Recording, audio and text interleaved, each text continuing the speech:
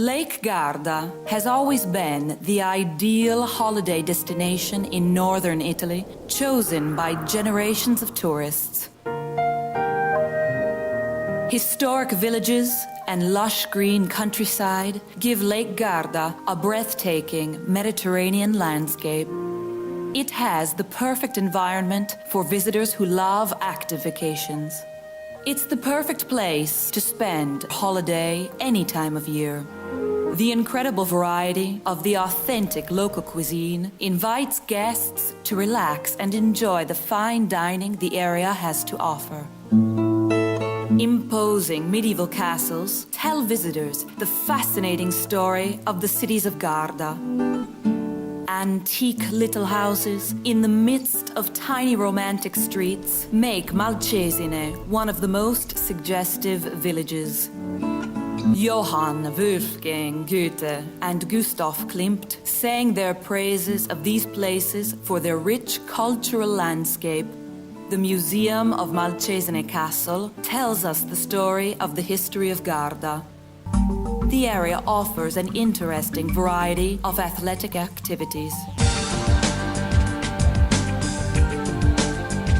The northern winds of Garda are perfect for surfers and kite lovers.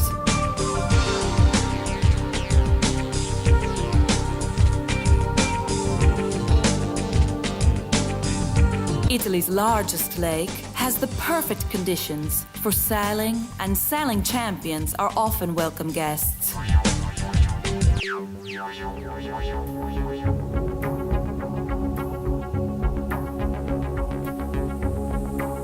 Monte Baldo, over 2,000 meters high,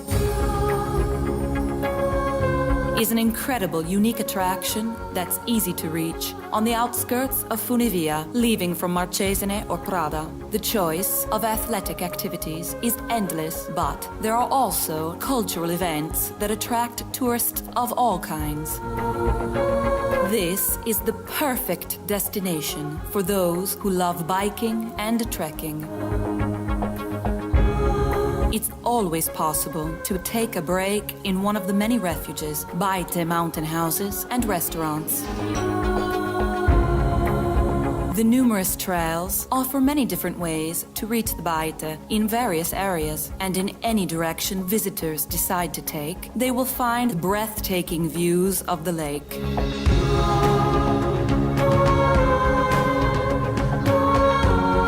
Visitors that love biking will think that they have arrived in paradise on Baldo, from easy treks for beginners to the most dangerous paths for experts. Free flyers will enjoy the amazing experience of diving into the enchanting panorama of Garda, even accompanied in tandem, but only suggested for the brave of heart. Long walks on the beach, Brenzoni for example, to have a rejuvenating break on the banks of the lake. A tour of the lake on a historic sailboat. A picnic on board with flavors of the local cuisine. Torre del Benaco with a spectacular castle and an age-old lemon orchard that offer a magical background for any kind of event. The semicircular romantic port, a tiny square on the water, a walk through the quaint streets with monuments from every era.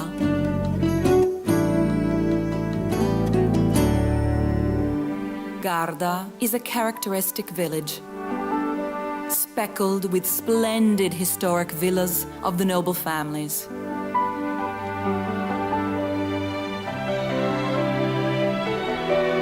Garda has conserved a rich tradition of the fishing industry, which brings the lake's many flavors to the local dishes. White fish like tinca, lavarello, and corregone that chefs know how to combine with the wealth of the land to create delicious food.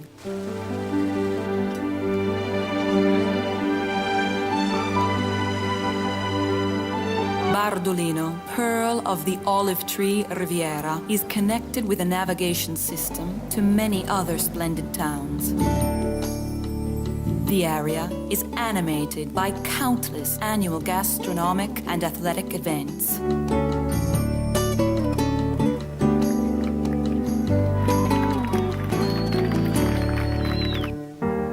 The area is famous for its rich production of wines. This long tradition of wine production is told at the Winemaking Museum.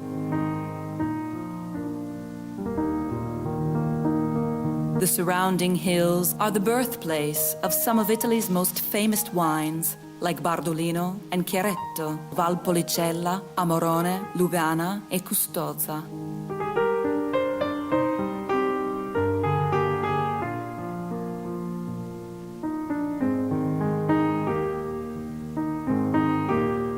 Most wineries will be happy to let you visit the historic cellars for a sample of their expertise. Garda's extra virgin olive oil is as renowned as its wine. There is also a museum dedicated to the production of olive oil.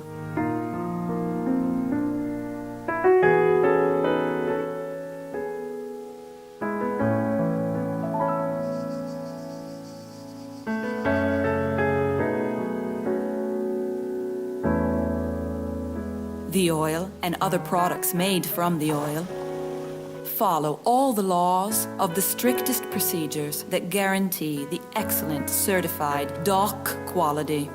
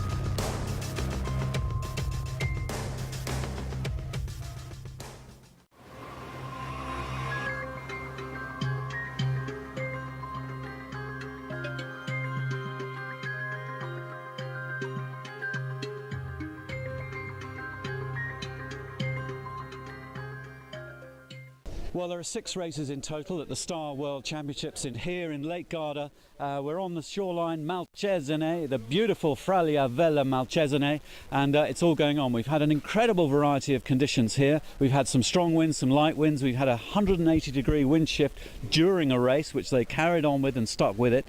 At the moment, any one of about 6 or 7 boats could still win this championship because they haven't counted their drop yet. And that's where the equations and the calculations come into it.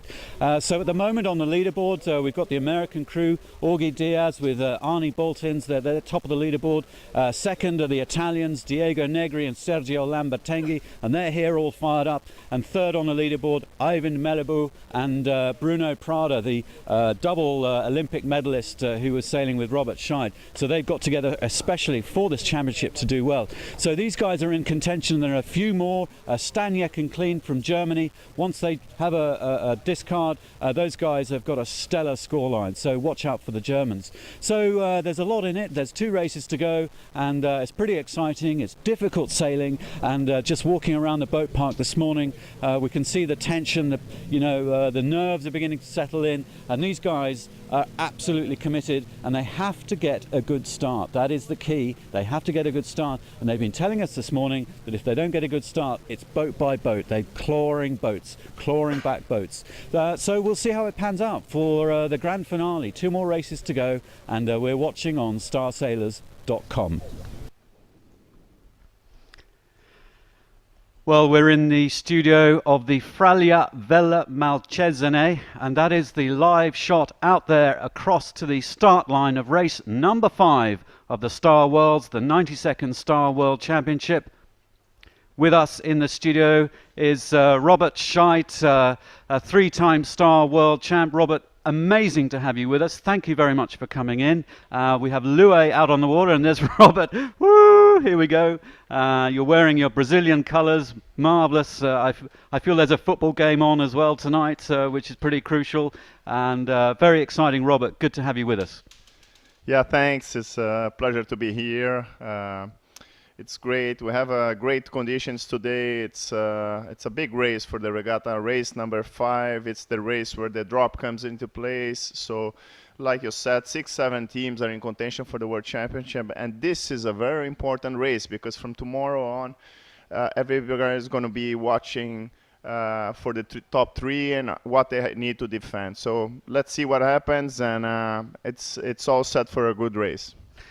Well, you can see the conditions, the jibs fluttering there. We can fly up a quick overall scoreboard to see how the standings look at the moment. We're in sequence with a couple of minutes to go before the start. You can see the boats all lining up and jostling for position. After 4 races, this is how it's looking. On 32 points, Augie Diaz and Arnie Boltins. And then the Italians, Diego Negri, Sergio Lambertenghi, Ivan Melleby from Norway with Bruno Prada, your compatriot from Brazil. And then Johannes Polgar and Marcus Coy. And then Fuchs and Seafoot, Staniek and Clean, Rohard and Pulfer, Torben Grail and Guillaume de Almeida. And then the Greeks, Papathanasio and Chotras, and then the Croatians, Arapov and Sichik.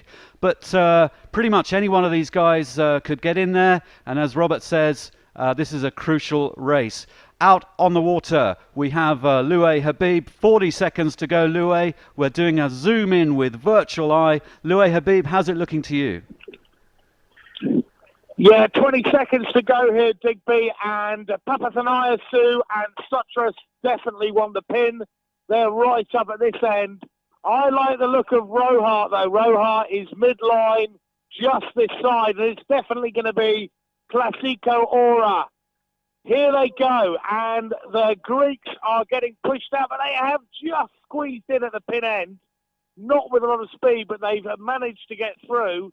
Right on them was Italy, bow number 74, and we can also see the Croatian team, Arapov and Sitic, making a great start, along with, I'm pretty sure that's Futh as well, the Brazilian. So the pin was won by Papathanasio and Sitic, and I'm just looking at the middle of the line here to see how they're going. And they look like they're not in as much pressure. So at the moment, the pins seem to be the right way to go, and they're all heading toward the Malcesine side. I can only see a couple of attackers, and that's almost certainly for clear air. I'm just picking out Malibu and Prada, who are heading up the middle of the pack at the moment. They're in clear air, but they've got a long way to go to get to the Malcesine side. So what we're going to do is we're going to get in front of the fleet and see how it pans out over on the Malcesine side. But clean start, everybody away, except I can see one boat, a German sail number. I couldn't tell exactly what it is. 8122, I'm being told. 8122 German sail number. They are still on the start line. I'm not sure what's going on there. But back to you in the studio, Digby. In the studio, Robert Scheidt, 3 times world champion. Robert, looks like the Greeks got off to a beautiful pin-end start there. Exactly. That's kind of a high-risk maneuver in a big fleet like this to try to win the pin, because if you do win it, you might win the race. But if you don't have a good start at the pin, you have to tack away and go behind a lot of boats. So he did a great job. He managed to squeeze around the pin, and he's leading the race and going the right way right now. The Italian guys also have a clear lane, Diego Negri and Sergio, so they are looking good also at the race. And for the guys who tack right, it's a big gamble. I think the left's going to pay, and the guys looking like they have a lot more pressure going left now. Well, that is exactly what Virtual Eye is telling us. All the boats have trackers on board, and as far as I know, they're all working today, which is brilliant. We're using this fantastic system from Virtual Eye with John Rendell over there flying us around the course, and Ben Thompson, and then Paul down in New Zealand, Paul Sharp keeping us straight on the stats and numbers and the leaderboard. Much appreciated, Virtual Eye. And there's our real live shot from the roof of the Fraglia Vella Malcesine, and all the boats heading left, all the main contenders looks like they're heading left up this beat.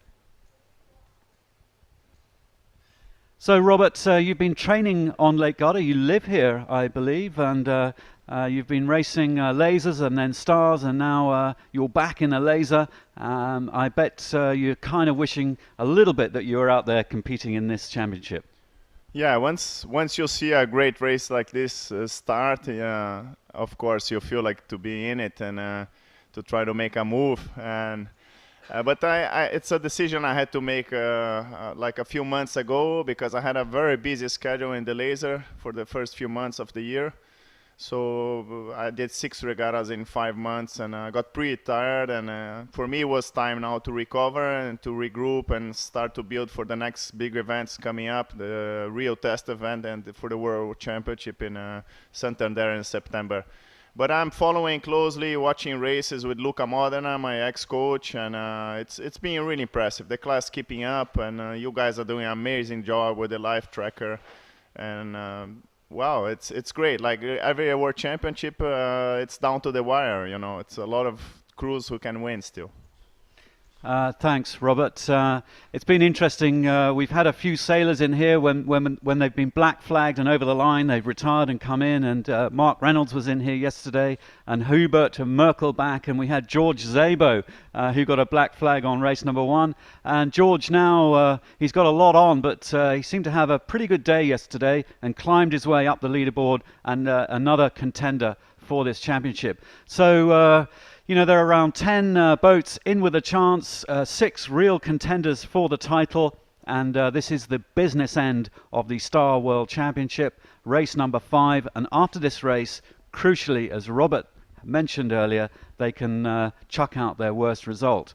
As we look at the Virtual Eye leaderboard, the Greeks, Emilios Papathanasiou and Antonis Chotras, just flying off. They've really enjoyed that pin end. This is about the 4th race that they've commanded the pin end, and these guys are absolutely on fire. They led race number 1 all the way around the track until the very last gate, when Staniek and Klein, the Germans, pushed them to the wrong side of the gate and managed to overtake them to the finish. So the Greeks in contention, as are Diego Negri and Sergio Lambertenghi, as are Arapov and Sichik from Croatia. Augie Diaz lying 7th at the moment in this race with Arnie Boltins. He is top of the leaderboard, and we spoke to Augie this morning, who said, well, really, you know, top of the leaderboard today doesn't mean too much because that discard is going to kick in. But to be 7th or 8th at the moment for Augie Diaz is pretty good going.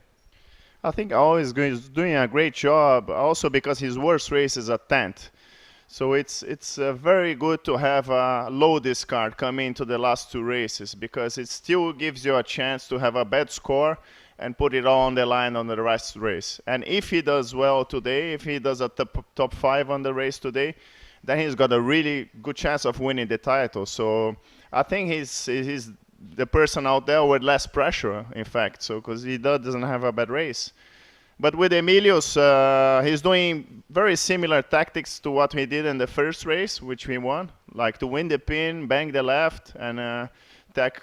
But now it's coming to a situation in the race which is a bit tricky because you have to tack a lot near the shore, and you have to find exactly the moment which you have to go to the lay line and to fetch the mark. And this is a bit crucial. If you go too much, you get stuck with no wind, and if you go too early, sometimes you get less pressure in the middle of the lake. So there's a balance into that. Okay, good insight from Robert Scheidt, who knows this lake inside out. He's been doing his training here for the Laser Olympics, back into the laser. And Robert, phenomenal performance last year when you jumped back in the laser and won the Worlds. That was everyone took notice of that. Congratulations.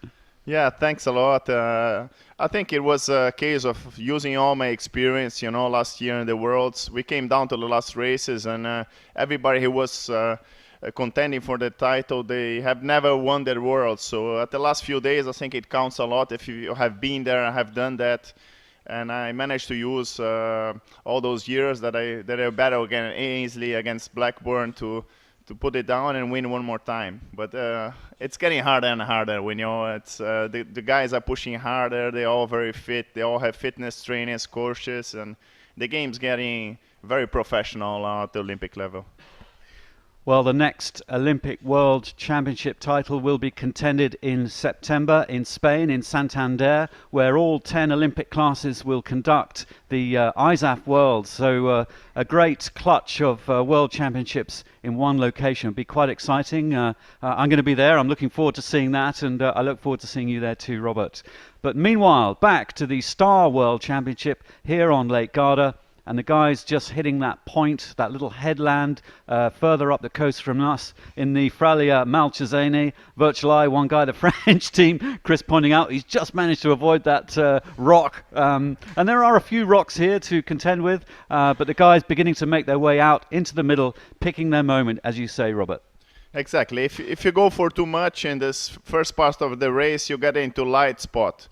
So you don't want that. So there's a fine line in which you have to find a place with the shift and not go for too much. And you see now that Negri managed to pass Emilius just on that. Emilius went for too much left, and Negri managed to squeeze and tack a little bit before, and now he's protecting Emilius going left again. So it's like there's not much possibilities for who is behind, because you got to keep tacking and find that left shift. And for who is in front is a case of the rich getting richer. You get free air, you got nobody tacking on you, you can do what you want.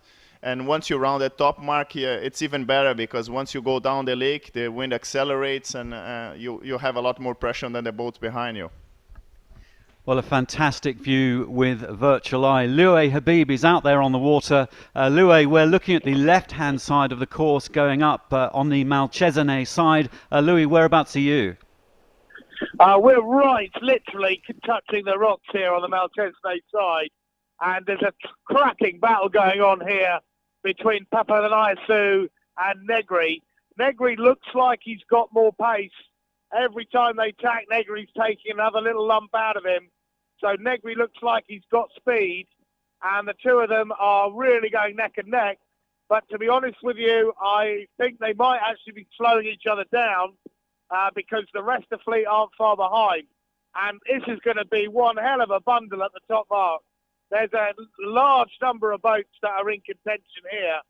And interestingly, there are a pack of boats that have gone to the Limono side. Yesterday, there was some freaky current over there, which meant that the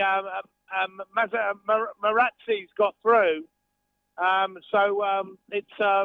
It'd be interesting to see how this pans out. But those coming back from Limone will be on starboard, while the boats over here on the Malcesine side will be on port. So expect some fireworks at this top mark, but at the moment, on the Malcesine side, it's Negri with a little bit of extra pace leading. Back to you in the studio, Digby. Thanks, Louis. Well, on Virtual Eye, we can see the Russian team on the top of our picture with the yellow lead line.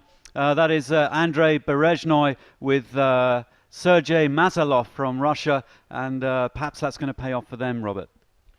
Yeah, it's an interesting move. He went alone on the right, and Virtual showing him in front. But it seems to me that he's going to have to cross the lake on starboard and come back to the top mark. So we'll see if he will manage to do that, because the mark is more on the left of the course. So we got to have to wait to see if he managed to cross the whole lake and be in front of the pack.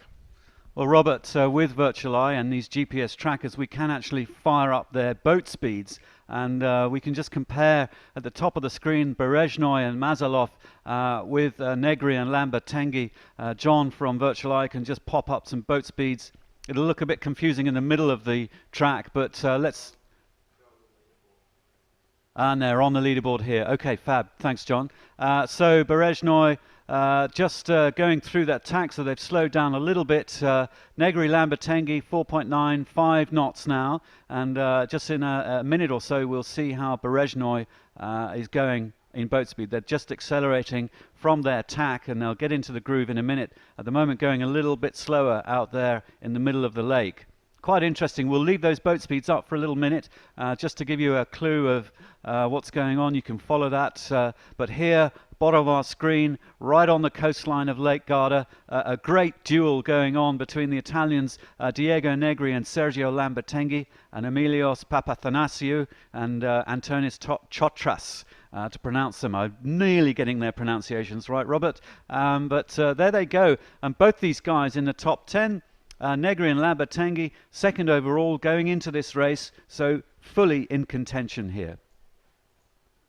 Yeah, exactly. You see that the top group is quite close. We see 7 or 8 boats who are attacking very close together, and I mean, it's a case of staying with the guys who you are contending on the race, on the regatta. You know, banging the right corner like that boat did. It can pay you big, but you can also be very far behind at the top mark. So I would like to be in the left now, playing with the top guys and being in the hunt, maybe in the top 15 in the top mark, which puts you in the situation to be in the top 10 in the race. Okay, well, it's all going on at the bottom of our screen as the leading boats, the top 20, are just tacking their way up the coastline. They're just off the town of Malcesine, and there's Reynolds and Oggioni in the mix there. Mark Reynolds, a 2-time star world champ and double Olympic gold medalist in this class.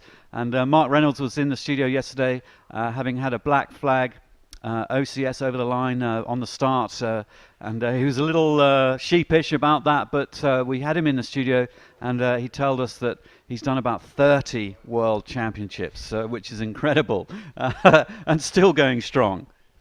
Yeah, Mark is a legend.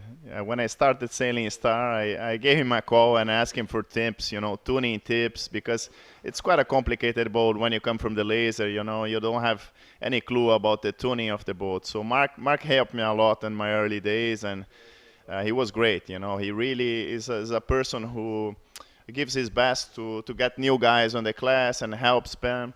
And he's a great sailor. I mean, look what he's still doing out there, and still staying at the top 10 and still winning regattas. Was second at the Bacardi year this year.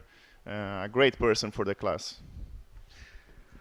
Well, still an interesting scenario with the Russian team of Berezhnoy and Mazalov still out there in the middle of the lake on the right-hand side of the course going up. But most of the bunch weaving their way up the left-hand side, and you can see the top mark. We're getting a third of the way towards the top mark there, and 2/3 up the course, not too far to go. And as soon as they go around that top mark and the spreader, we will really see who is in contention here.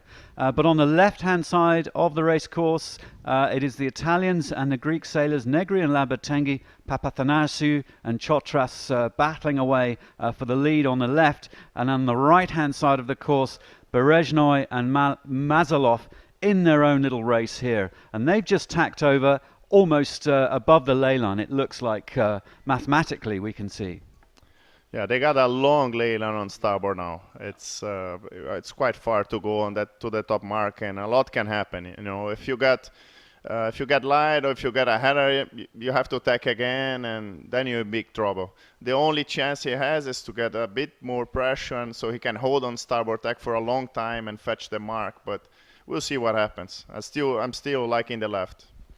Okay, as are most of the fleet here and most of the contenders, and it's a great view on virtual eye, just the bird's eye view, looking right down. You can see the tracks, and you can see the real close quarter battling going on. And if we just, John, if we just zoom down into the little top bunch, weaving their way up, a lot of ducking going on, a lot of guys having to duck on port tack behind the starboard tackers. And the starboard tackers heading from right of screen into left towards the coast, all weaving through. And if we fire up some names there, John, we can see who is who and what is going on. So that's the picture. It's busy, huh? It's a busy little part of the course here. It's extremely busy, and you gotta think ahead, because when you're on starboard going to the land, and you got to think, if you tack, is somebody going to tack on me? Am I going to have to duck how many boats? So it's like a chess game. You got to think ahead, and you got to know what your next move is going to be. And it looks like the tacking ability here in Lake Garda pays a lot, because you got to tack a lot more than in a normal race. You got to be always, like in the first beat, you do like 25 tacks perhaps. So if you are a good tacker, in each tack you can maybe gain half a boat length. So the tacking ability is really important here in the lake. That's a really great insight, because if we were at sea, somewhere like Nassau in the Bahamas with a wide open racetrack, you can kind of hit the corners and do a lot less tack. So good insight here, a lot more tacking going on Lake Garda. The lake actually narrows as it goes north and widens as it goes south. These guys are heading south as the lake kind of widens out a little bit around the corner, just to the left of Malcesine, the beautiful little town here on the side of Lake Garda. We've all really enjoyed being here. And the host club, the host yacht club, the Fraglia Vella Malcesine, have been incredibly hospitable and welcoming. And we're here in the yacht club itself. We can see out, the boats have gone around the corner. We can't see them directly with our live camera, but on virtual eye, we have a bird's eye grandstand seat of what is going on here. And this first beat, utterly crucial.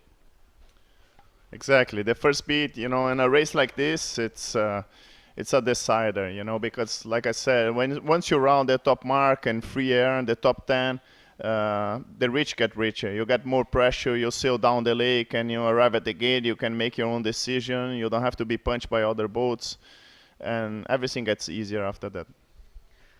Well, we were speculating about the Russian team of Berezhnoi and Mazalov, and you can see them at the very top of our screen with the yellow indicator, and they're beginning to lose out to the guys who have headed up left. But phenomenal performance by the Greek team, Papathanassiou and Chotras. I wonder what their secret is, Robert. Well, I think they had a clear start, went left, got the first few shifts, got ahead of the pack, and now they're just trying to stay between the fleet and the top mark, tacking well, and in the hunt with Diego. They're in a big fight with Diego. Diego had passed them a few minutes ago. Now they're ahead again, and it's all looking good for a great race. He still got a good position in the overall. So also point out the Brazilian team of Fuchs and Seifert, who also have consistent results and are in 4th place in the race right now, and can also be in the hunt for the regatta. Well, Papathanassiou and Chotras are 9th overall into this last race, and there's Fuchs there with Seifert 5th overall, and their results are a 27, a 4, a 4 and a 10, and here we see them up there in 4th position. So these guys are climbing up into contention. Just to let you know that Augie Diaz and Arnie Boltons, they're counting at the moment a 6, a 10, a 10 and a 6. But the guys who I think are the real danger men are the Germans, Staniek and Klein. Their results are a 1st, a 6, a 2nd and a 43rd. And these guys are in 19th at the moment. So they're in the hunt. They're still in the battle.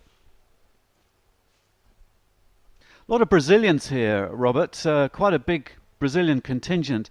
And on the leaderboard over the last few days, you know, often we've seen 4 or 5 Brazilian boats up there. A real quality fleet you've got down there, and your countrymen, all with a little bit of advice from your buddy Luca. You know, he's been unofficially, I think, giving them a little bit of advice. They're not allowed to coach on the water, and so there are strict rules of that. But Luca here helping Roberts. And has Luca been helping you train here as well? Yeah, even in the laser, sometimes I call him and we do some sessions together, you know. But the Star is the boat that he knows most, and he helped us a lot on the way to London in 2012, and we done a fair bit of sailing in Brazil. So he got to know most of the Brazilian Star sailors, and so it was a no-brainer, you know, to hire him to coach them in this regatta, and so he's taking care of 6 Brazilians here, so he's pretty busy. Last week he worked a lot because the no coaching rule, at least the week before they could work, and now he's just like kind of a spectator and making a good debrief after the races are done, taking a few pictures. But I mean, Luca knows the lake and knows the Star, and he's the best coach you can have in this place. Well, talking of Luca Medina, out there on the water, Luca is in fact driving our commentator, Loué Habib, and Loué's absolutely loving being with Luca. And Luca has a restaurant on the side of the lake, and we're all looking forward to going to that, aren't we, Chris? Next to me, vision mixing. Loué, out on the water, you're with Luca. What's Luca telling you?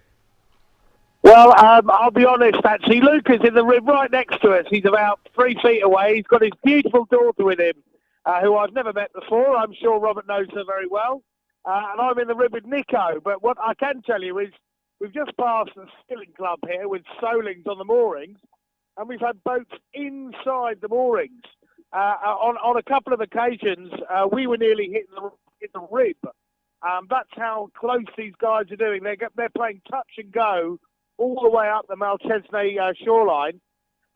We just saw Papathanaiou cross ahead of Negri. So there's a hell of a tacking battle going on down here.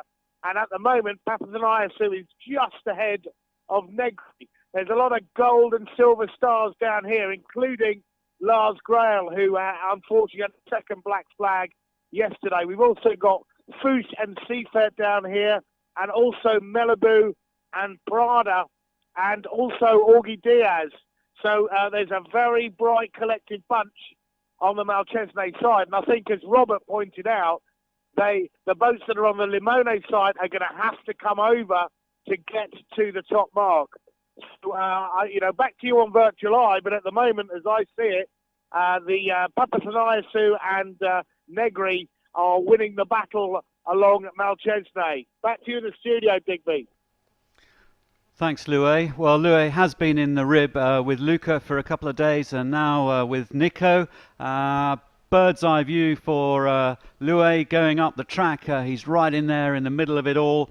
And as he says, a great duel between the Italians Negri and Lambertenghi, with the Greeks Papathanaiou and Chotras. But as we look at Virtual Eye, it's a rather interesting little development.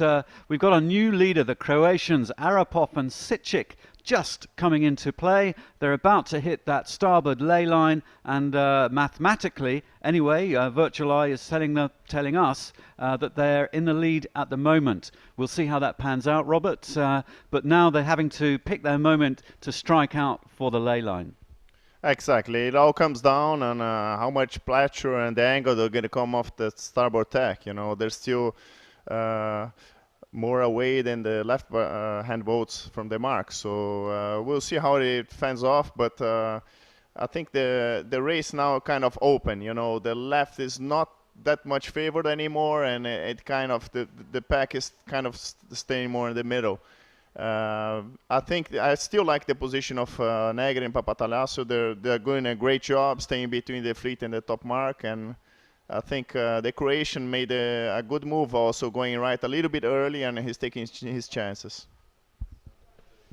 Okay, well, an expert insight there from Robert Scheidt, our guest commentator today for the 5th race of the Star Worlds. and we'll see how Papathanasiou and Negri get on around this top mark. Papathanasiou just tacking across. We are also on Twitter. Hey, we're loving a bit of Twitter, and you can hashtag Ask Digby. If you want to talk to me or Robert, if you've got any questions, get onto Twitter. Twitter away, and we'll do our best to give you a bit of insight. We're only going to have Robert for a short time, so make the most of it. We've had a little bit of feedback on Twitter, but we'd love to hear from you.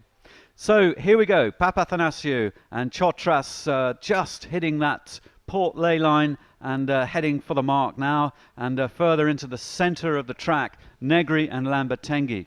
And as Robert says, it's really between these two. That's the guys he's liking, and the Greeks at the moment with the advantage.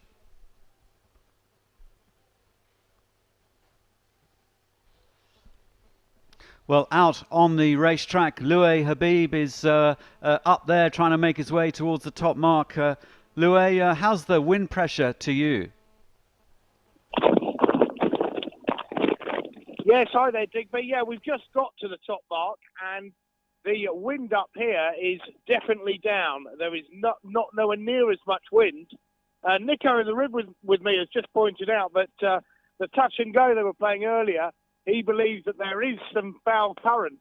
So that's why they were literally going right up the shore there. But we are about 30 metres just over the top mark. And I would say that the wind speed up here is probably only about 4 or 5 knots, something like that. So this is going to be an amazing top mark, because we're going to have so many boats all coming in together. And we do have a significant number of boats now on the Limone side. So this is going to be an interesting one. Stand by here on the race course. In a couple of minutes, we should have, I reckon, quite a bit of carnage at the top mark, Digby. Over to you. Well, it's getting interesting at the top of the first leg of race number 5 of the Star World Championship. And this is where you kind of have to play the chess a little bit. As Robert was telling us earlier, you've got to kind of think ahead.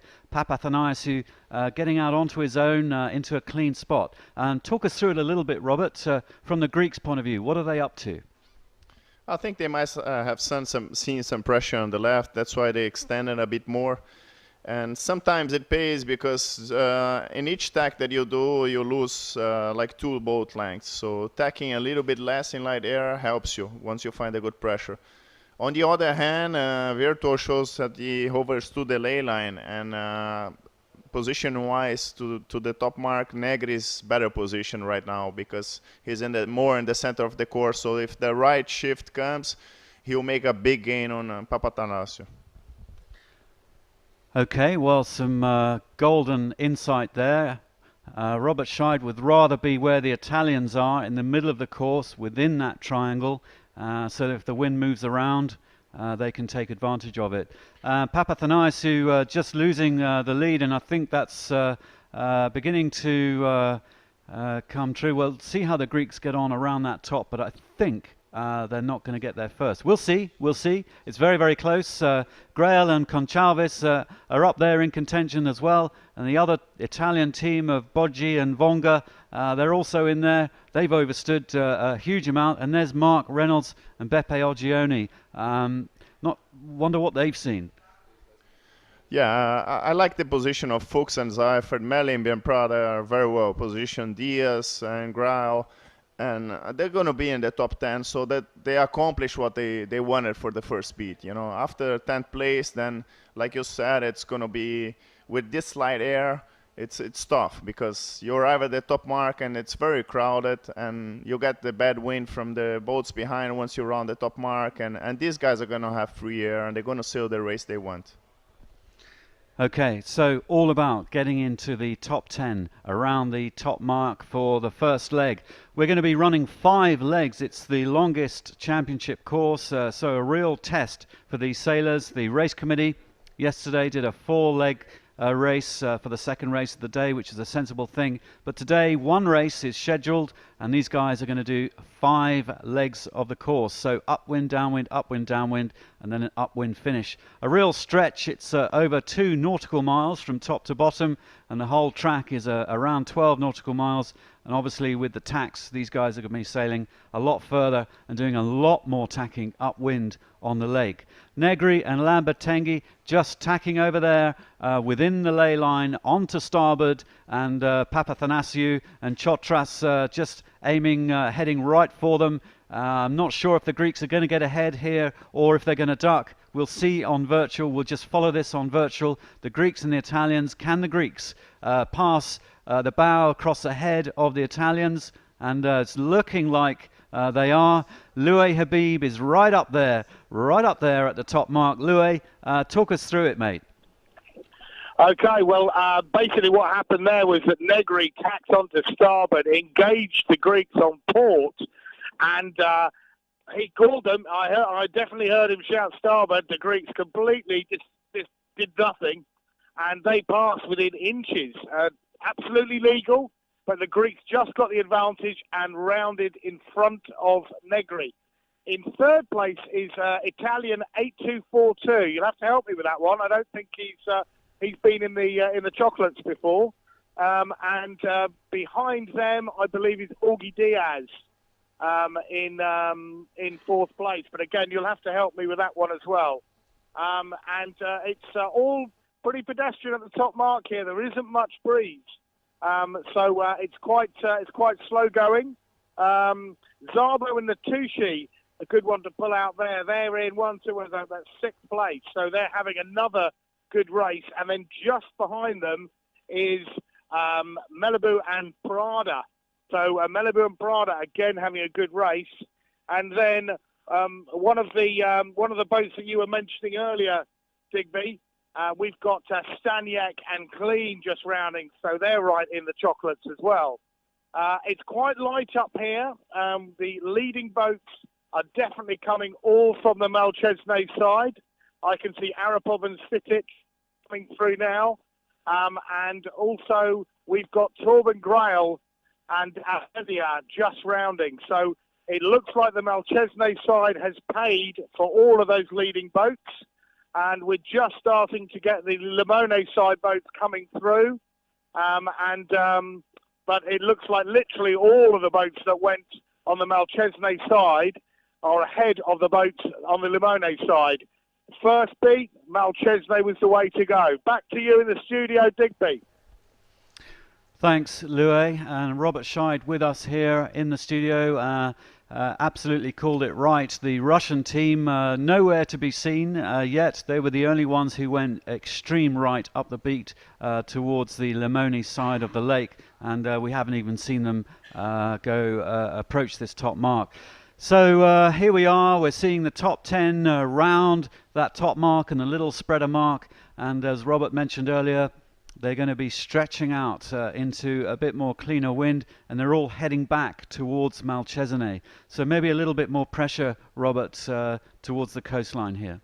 Exactly. There was much better pressure on the left, and it was impressive upwind from Staniak and Clean. They were looking deep after the start. They were like around 20 position, and they kept playing the left, and now they're around the 10th place, which is very solid. They can fight still for a top 5 in this race, and this puts them back into the regatta. And I have to mention also a great upwind from Diaz and Boutnis, who really did it solid with low risk race, and it's all looking good for this top 10 guys, and we'll see the downwind now. It's going to be a few jibes going around, but I guess everybody's going to go to the land and play the pressure on the right side of the lake looking down. Well, we should also mention that both the Grail brothers, Torben Grail with Guillaume de Almeida and Lars Grail with Sam Conchalves, both up there in contention as well. And these boys are really competitive, legends in sailing and the star class, and your countrymen. Exactly. Well, Lars is a role model for us. You know, after all he's been through and coming back from all his accident and sailing the way he is, and he won the Bacardi Cup this year. He won 2 races at the Star World this year. He was winning the Star Worlds, and I mean, he's a great guy and a great athlete, and he has that attitude, that top athletes have. He never lets go. He fights for every inch, and it's a great example. Torben is also, to me, probably the greatest sailor in the world. I mean, he won the Volvo Ocean Race. He won 5 Olympic medals. He won the Louis Vuitton with Prada, and is a guy who can really feel the wind. I've sailed with him a few times in a big boat, and I think nobody can read the wind as well as he can. And I think in this regatta he was a little bit out of shape. He hasn't been training much in the boat, and he's getting better and better, every day. But he had the first 2 races did bad, I think, because he didn't train and he arrived a bit out of shape. But if the regatta would start next Monday, I'll put my money on him. Okay, well, Torben Grael doing really well, as is Lars Grael, but unfortunately Lars Grael with Conchalves have 2 black flags, which is a real shame because they have 2 really good results as well in this regatta. Doing fantastically well here, as are the Greeks, Papathanasiou and Chotras, leading the race down the run, the first run of 2, and right behind them Negri and Lambertenghi, and the other Italian team of Boggi and Vonga. We haven't heard much from those guys, so this is their best result so far, but right here behind them in 4th, the danger men, Augie Diaz and Arnie Boltins, and these guys are celebrating the 4th of July. It's the 4th of July today, a great day for the Americans, and they're having a flag-waving day in 4th and 5th with Mark Reynolds and Beppe Oggioni right behind them, and just a little bit further down after the 2 Brazilian boats, Fuchs and Seifert, and then Grael and Conchalves, there is George Szabo and Ed Natucci. So 3 Americans in the top 10, and fair enough, 4th of July will give them that. And right behind them, Norwegian Ivan Melleby and Bruno Prada from Brazil. Robert, you've sailed so much with Bruno Prada. He's a big guy. He's a real machine. He's a solid presence, when you talk to him, and a lovely character. Exactly. It's one of the greatest crews in the world, and I'm lucky that I found him. When I left the Laser in 2004, I was thinking what would be the best crew to me, and Bruno was a friend since the Optimist time, and he was wanting very much to go to the Olympics, and we joined, and we started from 0. We didn't know anything about the Star, and we grew up together sailing, and already on the second year we got second at the Star Worlds. 2007 we won the Worlds, and after that we got always top 3 in regattas, and he's a very fit guy and a very motivated guy. He likes to work hard, and it shows now. He grew up with Melleby this week with no training at all together, and they're in the top. So let's cheer for them as well. Okay, well, Bruno Prada, 2 Olympic medals, bronze and silver with Robert in the Star. Robert, 5 Olympic medals in total. I think 2 gold, am I right? Yeah, 2 gold, 2 silver, and a bronze. Well, that's absolutely amazing. And something like, if my maths are right, something like 13 World Championship titles in the Star and the Laser.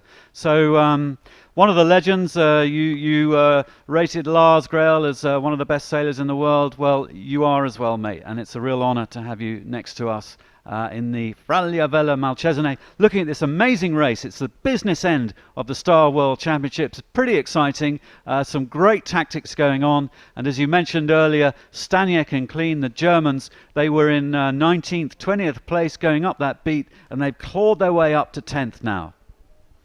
Exactly. It's all pretty close, except the 4 boats now got a really nice gap, and as the gate comes, and there will be a good decision now, go left gate, go right gate, because for the first boat it's like a no-brainer. You round the right gate and go left, but for the second, third, and fourth boats, sometimes you can go the other way and get a clear air, and sometimes that happens. So let's see how this works. I see Diaz making a good move in this downwind, squeezing in the inside, which puts him in a solid position. Once they jibe, he can then jibe on the inside and make a move.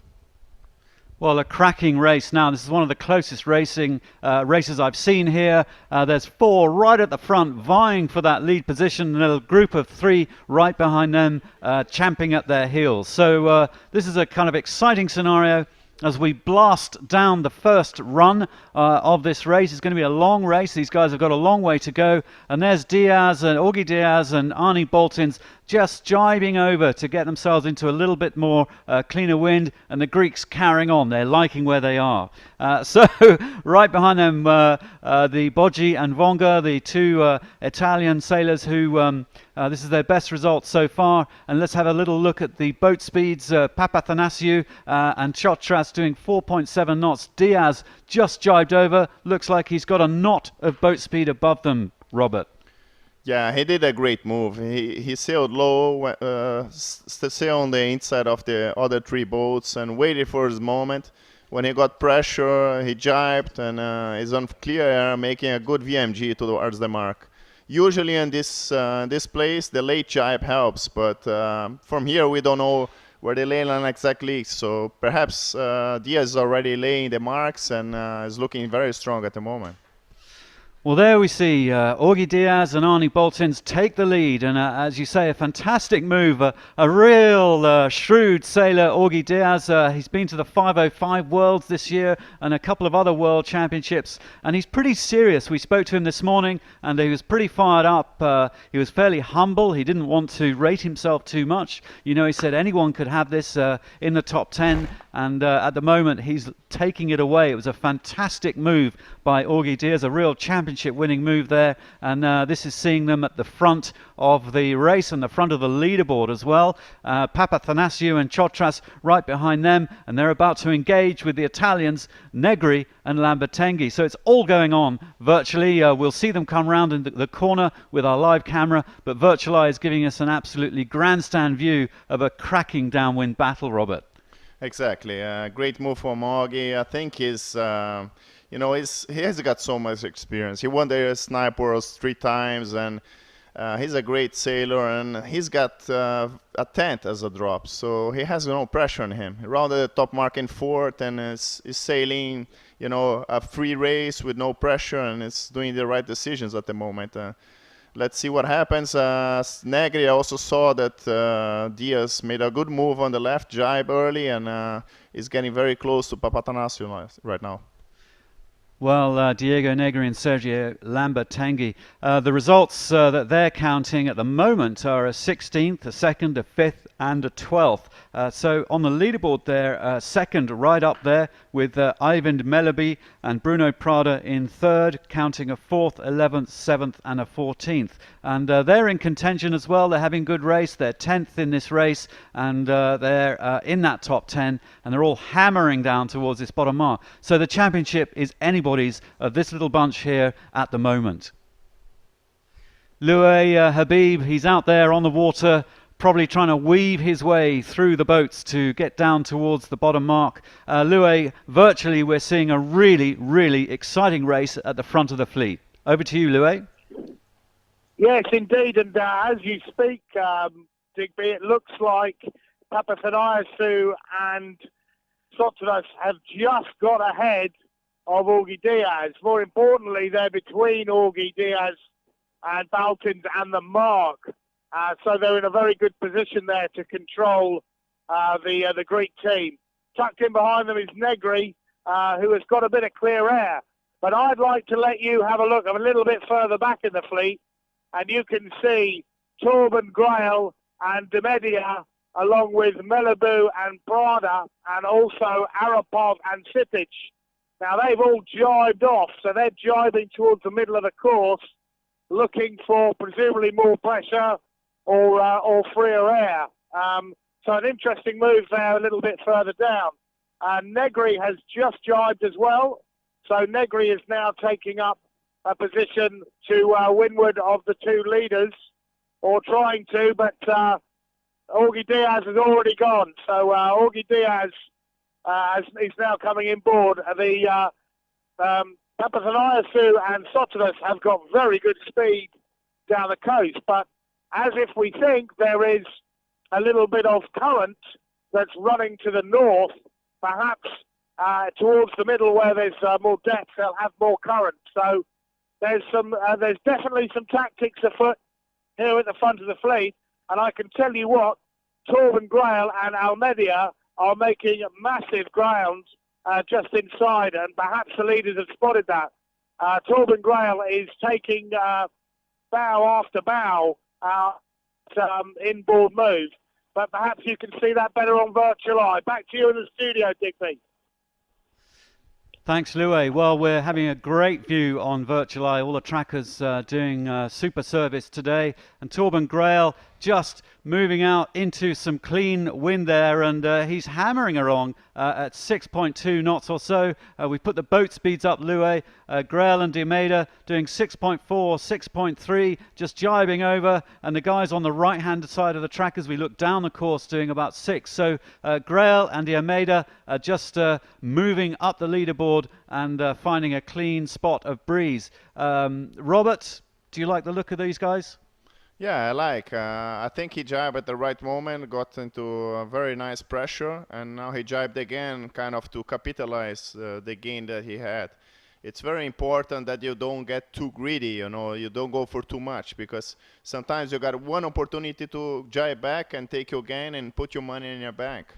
And he's just trying to do that right now. He's just jibe back towards the gate and is trying to capitalize on the gain, and it's looking like he's got a solid pressure once the middle of the lake, which is not common over here. Usually you got to get close to the side of the lake, even on the downwind, because the wind accelerates over there. But we'll see what happens in the next few minutes.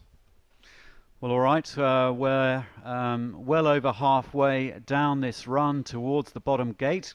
They can choose to go left or right, and if you had a choice, you'd be going right and spinning round and heading back towards the Malcesine side. And Virtual Eye just flying us around. It's just great to see so many boats so close together. They've had 4 races, and these guys are really match fit now. They've really tuned in to the lake and to their boats, and they're all really into this championship. It means a lot to win a Star World Championship. You get a gold star, and that stays on your sail for the rest of your life, and it means an immense amount to all these sailors. Am I right, Robert? Yeah, it's one of the most prestige events to win. I mean, you got a golden star, it stays for your life and stays in your mind, and you got a big recognition from the sailing world. Once I won my first Star Worlds, I got many invites to do tactics on bigger boats, and got engaged with Teston and America's Cup campaign, offers of Volvo Ocean Race. So it kind of shows you to the sailing world. It's much different than winning a regatta in any other Olympic classes. Wow, that's interesting info. Thanks, Robert. Well, Augie Diaz has not won a Star Worlds, and he's in his 60s. He's a, no spring chicken, but he's a kind of wry old coot, and we rather like him. Me and Chris were chatting away to him this morning. We'll play that interview when they get round the bottom mark and start heading up. But at the moment, Diaz and Arnie Boltins, who haven't won a Star Worlds, leading this race and leading the regatta. Champing at their heels, though, is Papathanasiou and Trotras, also 2 sailors who have not won a Star Worlds, as are the Italians Negri and Lambertenghi, also not Star Worlds winners. And there is our live shot as the top 3 head down towards the gate. You get a real sense of speed there. The crews on the foredecks just before the mast, the masts leant right forwards, and the jib just poled out with a little whisker pole, and these boats almost using their mainsail and jibs as spinnakers. Yeah, it's looking all good for Augie now. He's sailing with a lot of pressure. You can see we've got 12 knots of wind, and it's looking very good for him. I like what he did. He went step by step. He didn't gamble. He didn't leave the fleet. He jibe by jibe. He positioned himself a little bit better, and now he's has the opportunity to round the gate ahead and go to the left. Thank you very much. Got to go quickly right now to watch the race from the water, but it was a great pleasure to join you here. Amazing job, and I hope you can join for the next few races. Robert, thank you very much. Thanks for your time. Well, Robert's going to dash out and go and get onto the water and see the racing for real. We've really enjoyed 2 laps of the course with Robert. Take care, mate. Thanks. Ciao. Okay, so Robert firing out the door, champing at the bit. He's got his rib driver ready to go, putting his yellow cap on, and there he goes. How cool was that, Chris, to have Robert Scheid chatting away? Really amazing insight. We really enjoyed that, and I hope you guys did at home as well. So not far to the bottom gate. Louis Habib is out there on the water. Louis, we've got Augie Diaz and Arnie Boltins just 39, 40 metres ahead of Negri and Lambertenghi, with Papathanasiou and Chotras on their heel, in the pocket. Louis, whereabouts are you? Yes, hi there, Digby. Yeah, we've just gone to the gate, to the bottom mark here, and we're watching the fleet down towards us. And as you say, Augie Diaz has made a pretty big lead. We reckon about 10 metres on the water. And quite frankly, he's just sailing that boat damn well. I think he's just managed to get a bit of an extension to get that extra pressure. But again, we've got two contenders that have definitely made a move. And you can see right out in the middle of the lake, Polgar and Koi, and also Zabo and Natushi have also taken up an interesting position. But it's definitely Augie Diaz and Arnie Baltins that are looking to go to, at the moment, the Limone Gate. They could still jibe before then, but at the moment, it's definitely Augie Diaz. It looks like he's going to get to this bottom mark first. And there they go. They've just let the halyard go. And they are just about to round the Limone Gate about now. And it's Negri who's got past Papathanasiou that's in second place. Good mark rounding there from Augie and Baltins. And they're straight into it. Snap from Negri and Lambertenghi. Good mark rounding there from them. Papathanasiou and Sotras have chosen to go to the Malcesine Gate. An interesting move. And I would say not a bad one either. They can get over the Malcesine side with virtually no traffic. Negri's just tacked over there as well, but he's got some traffic to contend with. Augie Diaz, he's gone straight down the middle of the lake for now. So as we start to get the chasing pack, Polgar and Koi have made a very good downwind leg there. They've made quite a significant number of boats they've gone by. And there's Torben Grail, he's gone round. And they're all heading towards the Malcesine side now, those leaders, including Augie Diaz. But interesting move there by the Greek team. They went the Malcesine Gate, and they'll probably get to the shore first. We'll wait and see. I think that is Rohart who's after him. But I wouldn't mind betting that Papathanasiou and Sotras come out of this smelling of roses. Back to you in the studio, Digby. Thanks, Louis, and a whole bunch of boats crowding around that bottom gate. Papathanasiou and Chotras heading left up the course in a bit of clear air, and Diaz and Boltins a little bit further up the picture, having to deal with a little bit of traffic. So an interesting scenario. It was interesting to see the Americans go for the far side of the gate and head on port up the river. Up the lake, sorry, and Papathanasiou choose the other side and head back towards the Malcesine side, the side nearest us as we look from the roof of the Fraglia Malcesine, Fraglia Vella Malcesine, and trying to get my pronunciations. I've been working on it all week, and Alex over there in the corner telling me I'm nearly there. A little bit more work to do on Malcesine, but a really super exciting race, race number 5. As we look at Virtual Eye and the guys ploughing through. A lot of traffic down at the first gate. This is the end of 2 legs. They're doing 3 in total, so a really long race. We've been racing for 55 minutes, nearly an hour already. And our live shot just giving a real impression of how busy it is there. And right in the middle of our shot, having gone round the gate, was Rohart and Pulfer with that gold star on their sail. We jumped out on the water actually just before the race with Xavier Rohart and got a little bit of a feel for his tuning setup. We'll fire that up halfway up the beat and have a look at that. But so far it's Diaz and Boltins with the advantage over Negri and Lambertenghi and Papathanasiou and Chotras in third place. The Italians Boggi and Vonga in fourth, and then Grail and Diomeda and Grail and Conchalves, the two Grail brothers, having a ding-dong battle in race number 5 at 5th and 6th. So the brothers, ultra competitive, both really hardcore athletes, both legends in the Star, and both very well known all around the sailing world. On Twitter, we're getting a little bit of action on Twitter, which is nice. Just go for one comment. Paulo Peya, obviously Brazilian, and great to have Robert Scheidt's comments on the Star Worlds 2014.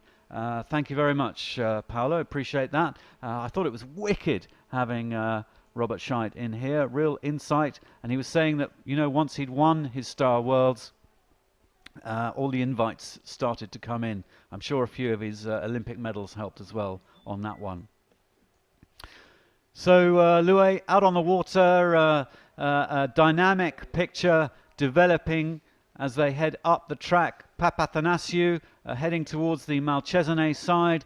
Diaz and Boltins further into the lake with Negri and Lambertenghi right between them, and then the Grails and Meliby and Prada right behind them, chasing at the heels, and Staniak and Clean up into 9th position.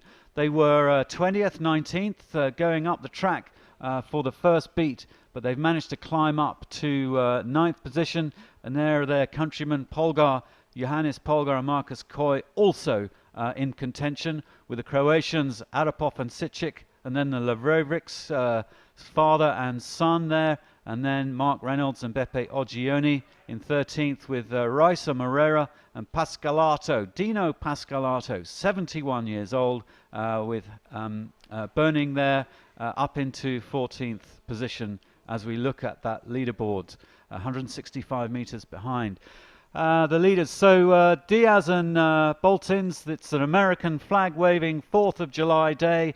In our studio we have the one and only exec director of the Star Class, Barbara Vosbury.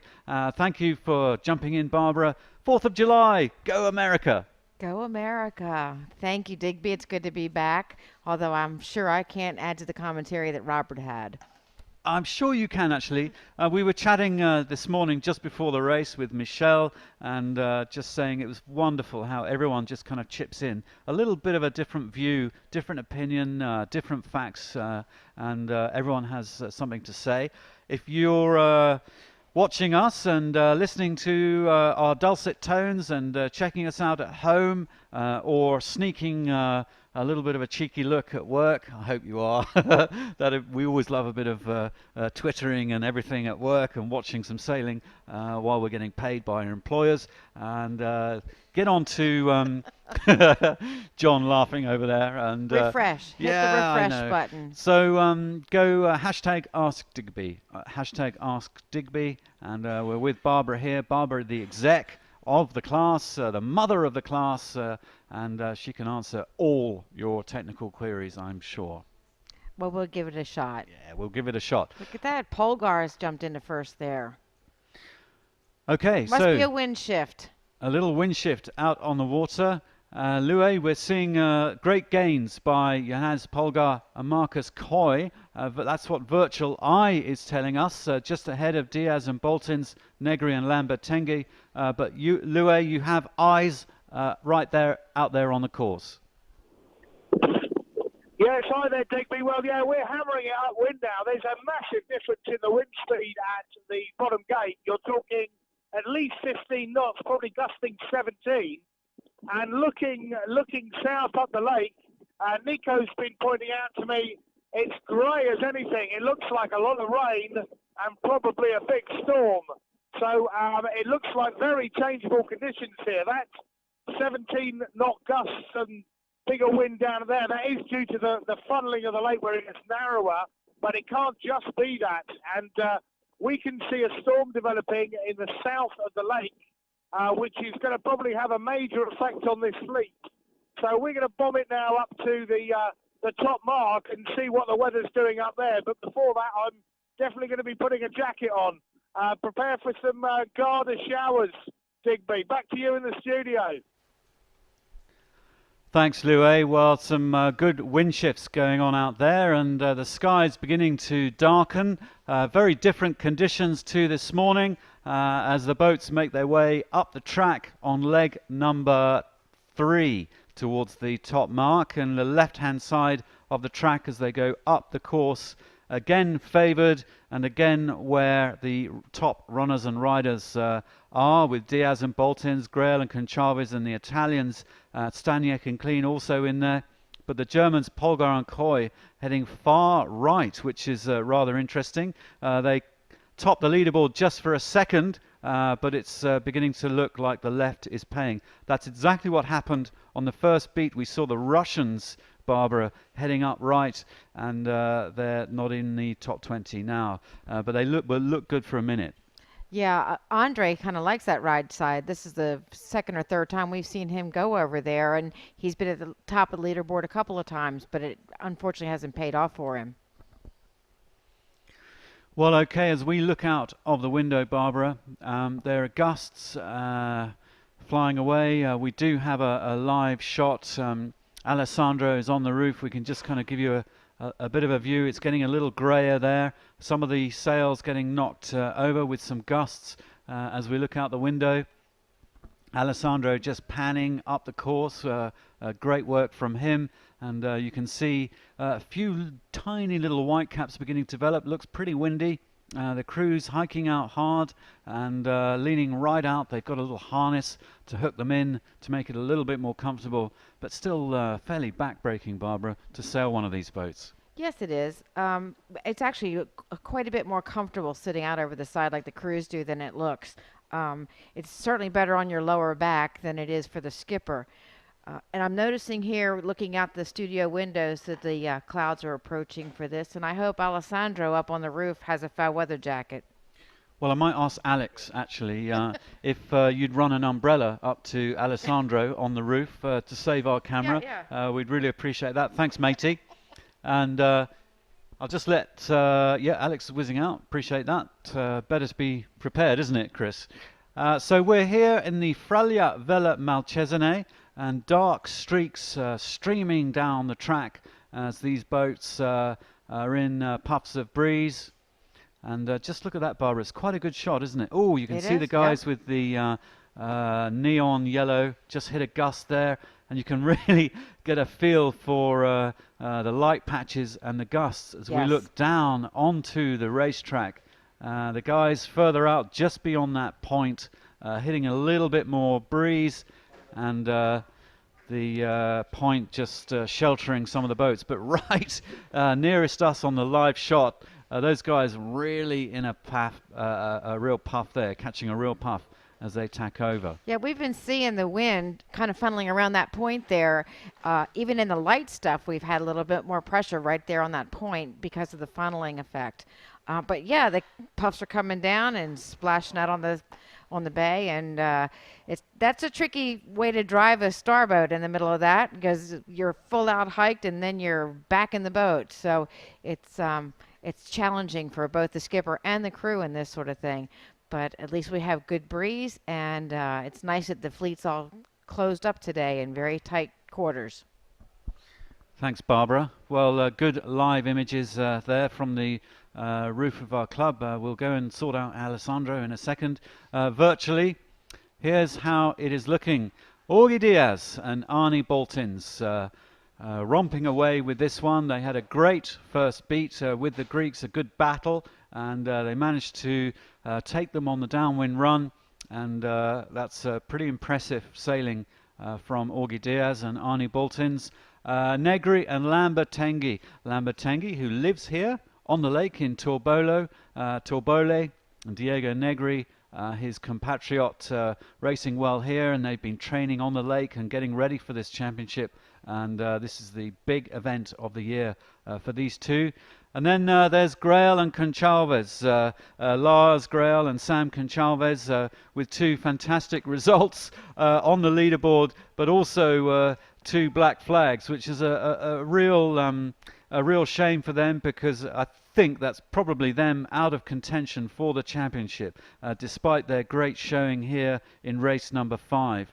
They are well down the leaderboard, unfortunately, with 2 black flags. 37th black flag, a first, and a black flag. And there they are, up there in the 3rd position. So pity for them, Barbara. You know, I don't think they can come back from that. No, but it'd be nice for him to be on the first page. We have this thing about making the fold, you know. So once we get through this race and the drop race kicks in, he gets rid of one of those black flags, and he has a good finish here. So that'll keep him up more towards the fold. Okay. How many on the first page? I don't know. I haven't looked at the paper. Let's get a piece of paper and find out. All right. Well, let's call it 20. That would be great. Okay, nice one. Nicely put, Barbara. So those guys are still trying as hard as they possibly can. And as Robert Scheid mentioned earlier, real competitors. Loué is out there on the water.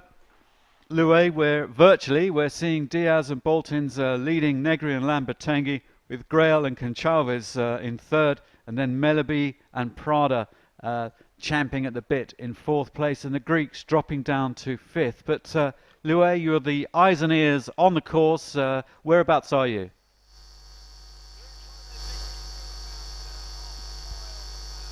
Side of the top. And we've come up here to have a look at our weather, and you know, last top marker was about 5 knots of breeze. There's about good 12, 14, maybe 15 knots of breeze up here now. So the wind speed is definitely picking up. It's still from roughly the same direction. There hasn't been a big shift, but the weather is definitely closing in. And you know, there is literally a haze all the way down to the horizon. The temperature has dropped, and that is saying weather, that is saying wind, that is saying rain. And we are certainly seeing an increase in pressure at the top mark. And I think that this race is going to get a bit feisty pretty soon. We noticed Polgar and Coy had gone right up the middle, and it felt like there was a little bit of a shift down at the bottom, but we're now at the top. And if there is a shift in the middle, it certainly isn't a shift at the top. So it'll be interesting to see how Polgar and Coy do. We also saw Robert Benamati taking that line as well. But we're going to head right up to the top mark. It's very gusty up here. It's probably close to 15 knots. The stars are tender. And we haven't seen a rig down. We don't want to see a rig down. But you know, it wouldn't surprise me the way this week's been going, Digby. Back to you in the studio. Thanks, Loué. Much appreciated. And sorry about the slight interference of that call. We'll sort that out. It's just really connections with a phone. Barbara's enjoying that as I was wrangling all kinds of stuff there. So Loué, out on the track, he's seeing some patches of cloud and possibly rain coming down the course. And the top leaders here now tacking right out into the lake. Diaz and Boltins covering Negri and Lambertenghi, and Papathanasio and Chotras going into the middle of that triangle and just covering the fleet, anyone coming over from the right.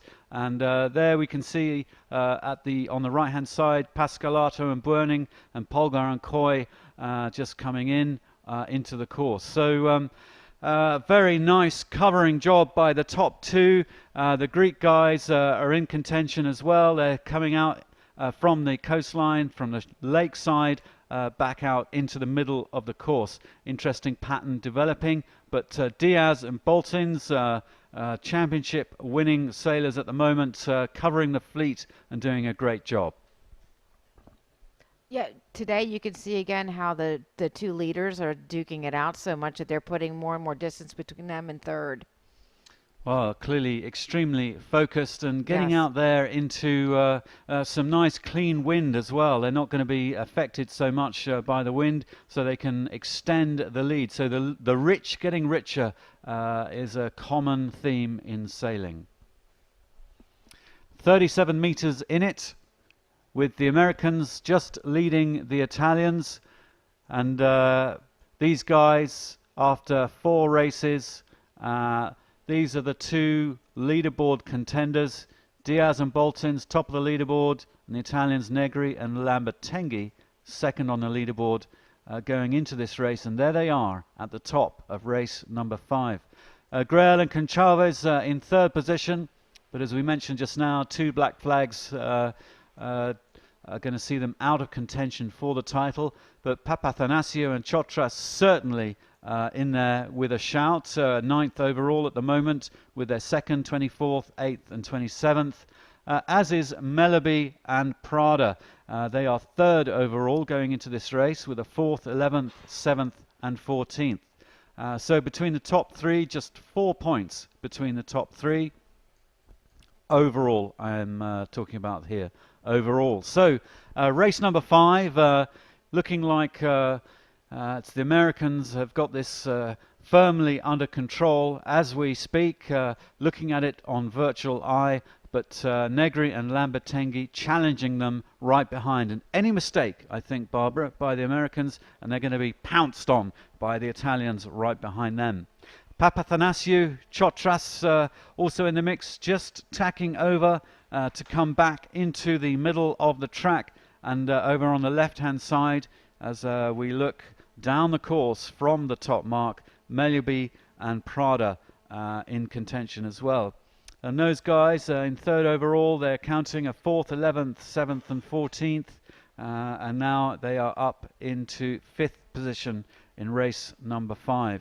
So the leaderboard is going to change quite dramatically, I think, at the end of today with this drop race. What's your prediction, Barbara? I don't really want to predict, but I agree with you. It's going to change it up. There's going to be a big mix-up in the middle here. I mean, the top middle of this group.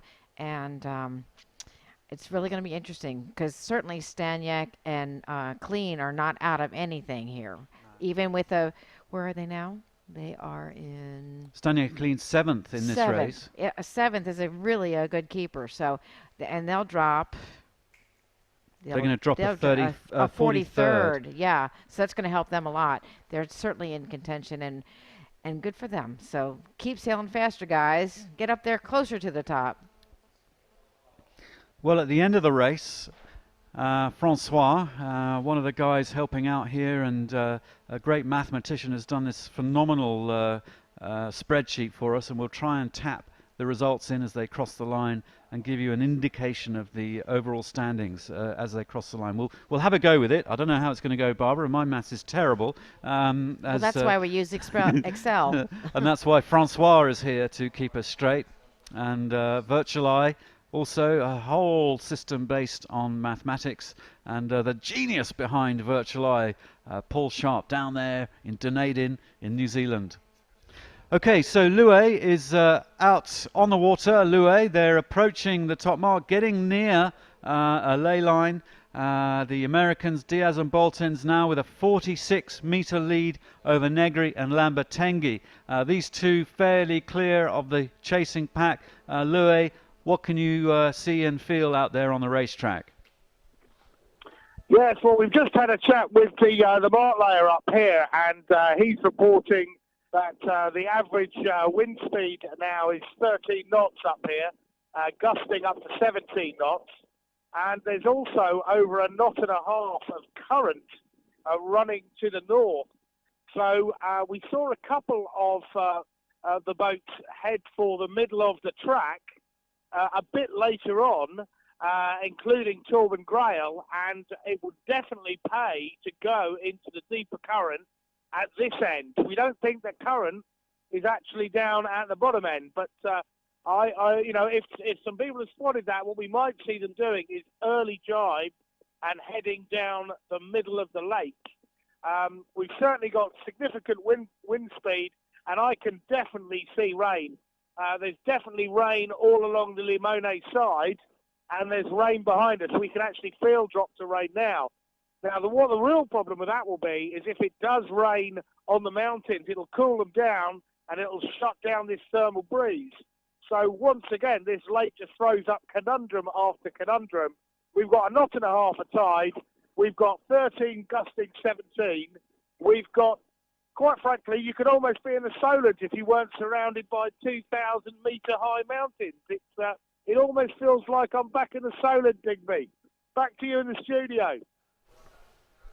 Thanks, Louis. And getting a little grey as we look out the window with Barbara. A few little white caps popping up, and Louis describing it as a classic Solent-looking condition. But we have these tall mountains either side of us. The lovely Monte Baldo right behind us. Huge cable car going all the way up to the top. And Barbara's looking forward to her paragliding trip the day after this championship, aren't you, Barbara? Yes, I am. And Louis, put your woolies on out there.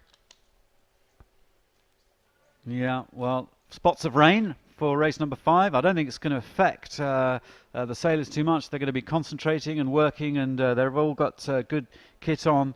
But I think we're going to see a bit more breeze coming down the track now. I agree. And the whitecaps are getting more and more frequent here. That Hobie cat out there, or the catamaran out there, looks like they're going pretty well. Okay, well, the trees blowing, the leaves blowing, and beginning to spot with rain. But back to Virtual Eye, and what a fantastic job Augie Diaz and Arnie Boltins are doing this morning.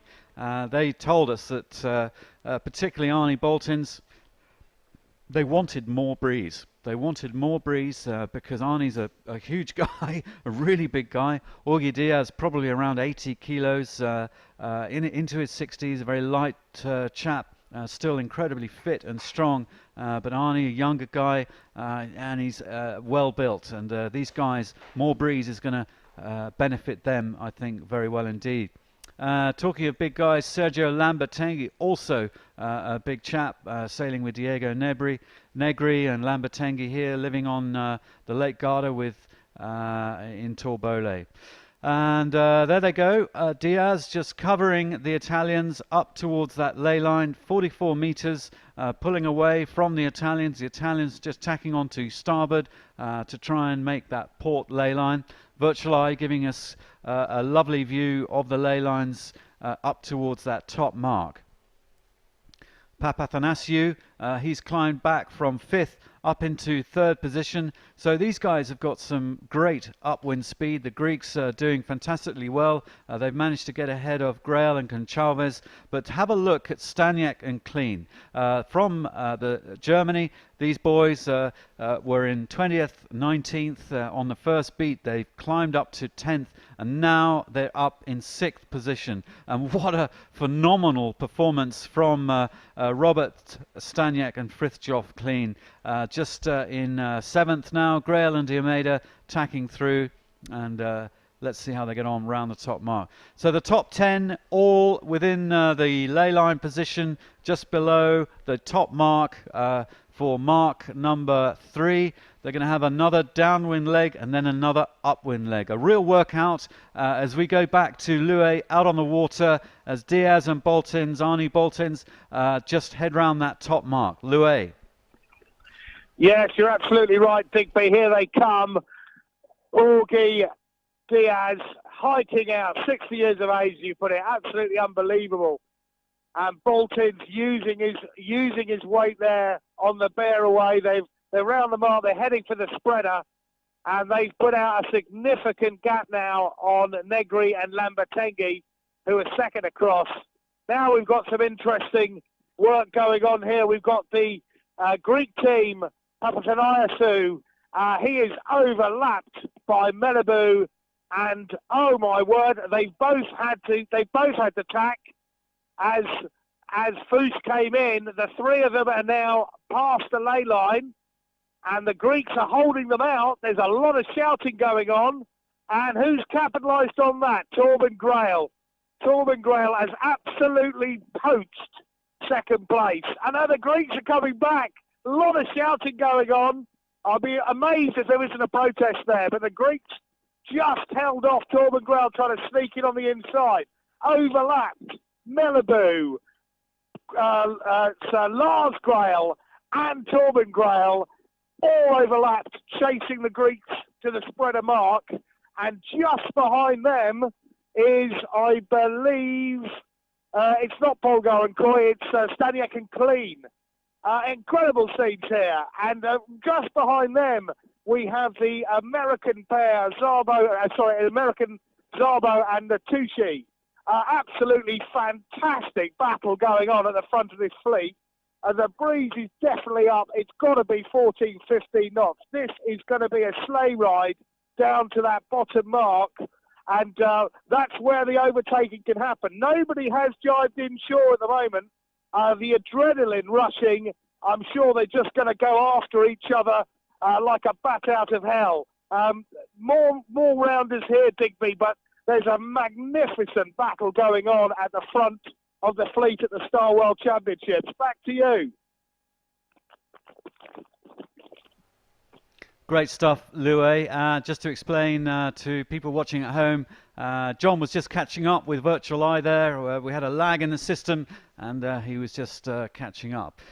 So dramatic scenes around the top mark and around the spreader mark. The top 15 around the top now, and the top 10 hammering downwind on leg number 4 now. 4 of 5 legs of this course are going to go downwind and then upwind to finish. So we're at the business end of the Star World. It's pretty exciting. The top 2 on the leaderboard going into this race are 1 and 2. And then the Greek sailors doing fantastically well. And then Grail and Demurda, Melaby and Prada, Grail and Conchalvis, and then Staniak and Clean, the danger men, as I'm going to call them, because I think at the end of this race they're going to be up there in the top 3. So fascinating scenes as we watch the rest of the fleet go around that top mark and the spreader mark. Merkelbach and Bartel, the Merkelbach, Dr. Hubert Merkelbach, the European champion from this year, sailing with Gerrit Bartel there, hammering downwind. They've worked their way up into contention, 15th, as has Dino Pascalato and Burning there from Brazil, and they're in good contention too, and not too bad on the overall standings going into this race. So there is the big picture that Virtual Eye is giving us, and this championship beginning to take real definition now, Barbara. It certainly is. And I have to tell you, Digby, I've never paid attention to these trackers after a race that I've been in, and it's very fascinating to watch it and go back and replay, and I'm going to pay more attention from now on at these events. And so I'm looking here also, and Augie's, he's making that lead a little bit bigger, boat length by boat length.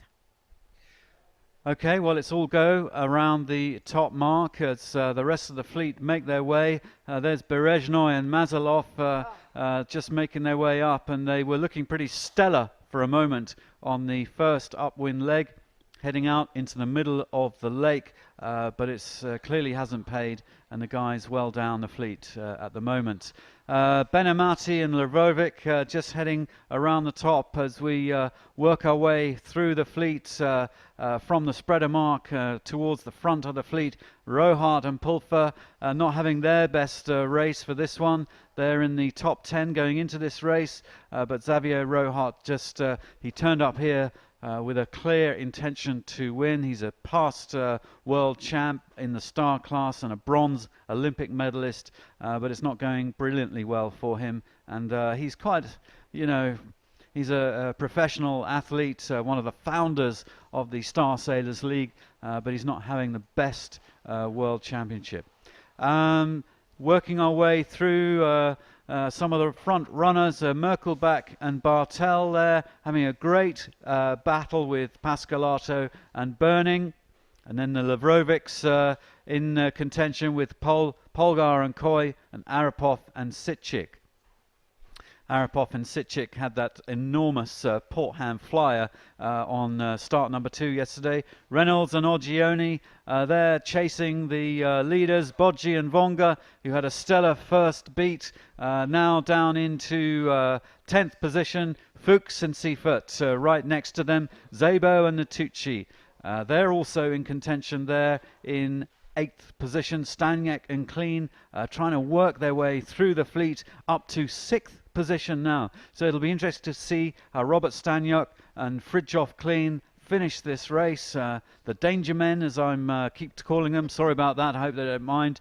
Grail and Conchalves there in 5th, Mellerby and Prada in 4th, Grail and De Almeida 3rd, Negri, Lambertenghi, Diaz, Boltins still 1st and 2nd. Augie Diaz absolutely running away with race number 5 and doing a brilliant job of commanding this World Championship as we speak. Well, let's have a little quick review of yesterday's action. If you weren't following us today, we've done a video review of yesterday, and here it is.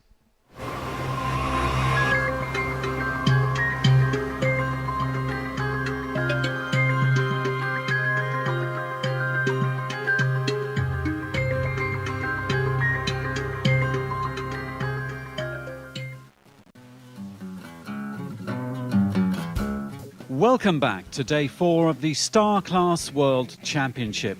All 87 crews faced a tough day on Lake Garda with an early start and 2 races scheduled to catch up with the programme. The cold and northerly winds coming down the lake were strong and gusty, so race number 3 started in good breeze. Having all these boats on one start line is a distinctive feature of the Star Worlds, and most of the fleet headed up the left-hand side of the track. The Greek team of Emilios Papathanasiou and Antonis Chotras were determined to build on their early form, and they flew up the beat with superb upwind speed to make the first mark ahead of the pack. Italians Diego Negri and Sergio Lambertenghi were also in the leading group around the top. 5 crews began to pull ahead, vying for the lead of race 3. And as they battled around the long course, the thermal winds up in the mountains switched 180 degrees from northerly to southerly.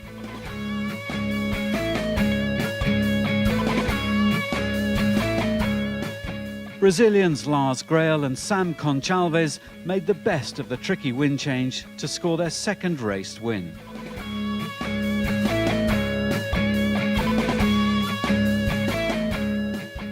Going into race 4 meant the championship was halfway through, so the pressure was really on.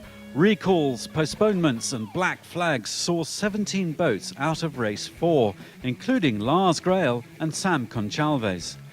Finally, the fleet got away with Croatians Matt Arapov and Ant Sitchik blasting out on port to lead the fleet. This was the most dynamic race so far, with several lead changes. Husband and wife team of Flavio and Anouk Marazzi from Switzerland led for most of the race, a great performance, particularly under huge pressure from Germans Robert Staniek and Fridtjof Clean, the Americans George Szabo and Ed Natucci. The Americans finally took the gun to win, a tough day for all these talented sailors.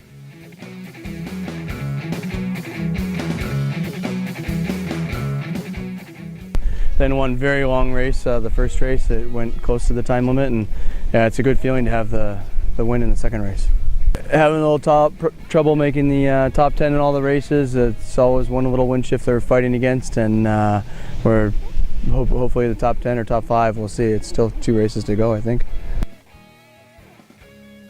There are 2 more races to go, and the overall leaderboard is tight, with Augie Diaz and Arnie Boltins now 3 points clear of Diego Negri and Sergio Lambertenghi. Germans Staniek and Clean, though, are the ones to watch in race 5, because once they drop their 43rd in race 3, their scoreline of 1, 6 and 2 is in World Championship winning territory. Stay with us to find out.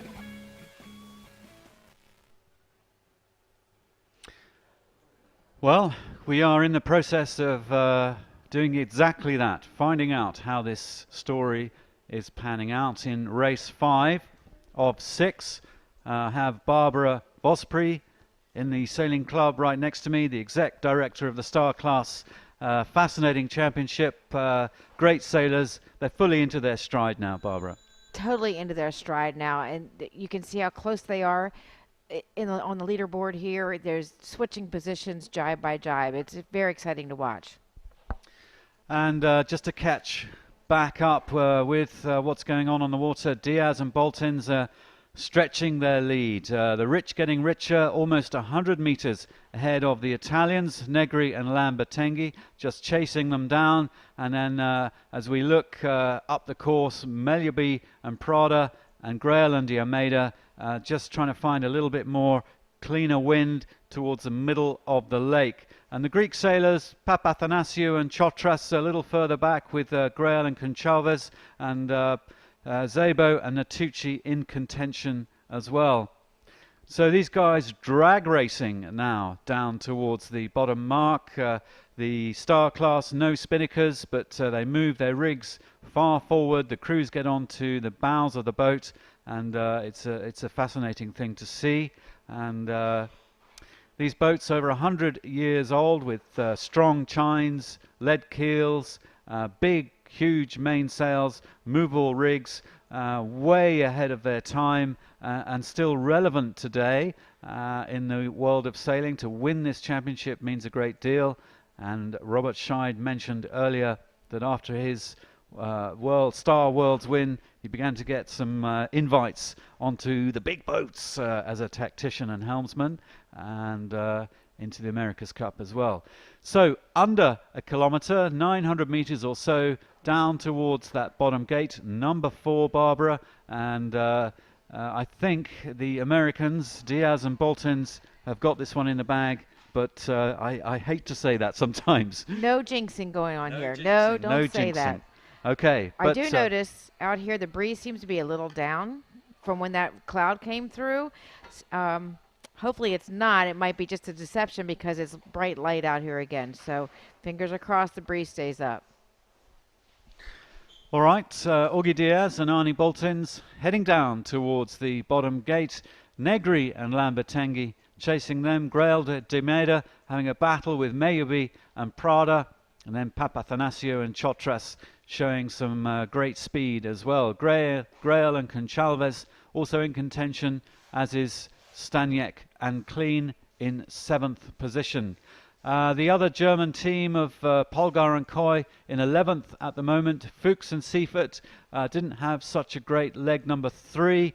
They had a stellar leg number 1, falling back down to 12th at the moment, and they're with their compatriots Pascalato and Buening. The Croatians, Levovic and Levovic, father and son there in 14th, and the Boggi and Vonga crew from Italy back down to 15th, Merkelbach and Bartel in 16th. Hubert Merkelbach joined us in the studio yesterday. He's a lovely guy from Germany, from Lake Constance, and clearly loving this championship. But he wasn't loving yesterday so much because he was black flagged, and that's going to affect him tremendously for his hopes at this championship. Well, look at that monster lead by Augie Diaz and Arnie Boltins. Louis Habib out on the water, making his way down the track towards that bottom gate, looking just a little bit lighter, perhaps, Louis. Yes, very observant, Digby. It's probably down to about 6 or 7 knots where we are, sort of near the middle of the lake. But you can see a breeze line, and Augie Diaz and Arnie Boltins are just inside that breeze line, but in the deepest water possible for the current. On top of that, they're not goose-winged. They've heated the boat up, so both the sails are on the same side, and that probably means that there's a bit of a header, or they're trying to stay as high as possible to just stay in that breeze. They've now just jibed, and they're heading towards the mark. But they showed incredible pace down that part of the run there, and they have literally left Negri and Lambertenghi for dead. Torben Grail has definitely got his mojo running, and he is catching Negri and Lambertenghi as we speak. And one of the main contenders is really hot to trot, which is Malibu and Prada, and they have got some excellent boat speed at the moment. It looks like Augie Diaz and Arnie Boltins are not going to get caught here. Just looking at the weight configuration I talked about earlier, on the beat, Bolton's must weigh at least 110, 115. And as long as the breeze stays up, that extra weight over the side is a big advantage over a crew that are roughly the same weight. So I would, without breakage, it looks like that Augie Diaz is going to have a marvellous 4th of July. We'll see what goes on. The big battle at the moment here is between Malibu and Prada and Grail and Almedia, and the two of them are locked in a great duel. Just a little bit further back, another great duel, Papaniasu Sotras against Fouche and Seafair. Oh, I beg your pardon, that's Lars Grail. Lars Grail and his crew. I can't remember how to pronounce his name, but there's some great little battles going on at the front here. But the breeze definitely down, Digby. We'll see if we're going to have a funky last beat to finish off this race 5. Back to you in the studio. Thanks, Louis. Louis out there on the racetrack, and we have a camera on the roof of the Fraglia Vella Malcesine, and we can see a live shot as Augie Diaz and Arnie Boltins head around the gate. And there they go. You can see the breeze just dropping a little bit, and these guys tacking round and coming straight back towards the club, the Malcesine side of the racetrack. Louis out there bouncing around, getting a real feel for what's going on out there. And the photographer's getting some good snaps, but it's gone a little grey. We've had some amazing, sparkling champagne sailing conditions on Lake Garda. We've had light winds. We've had a 180-degree wind shift.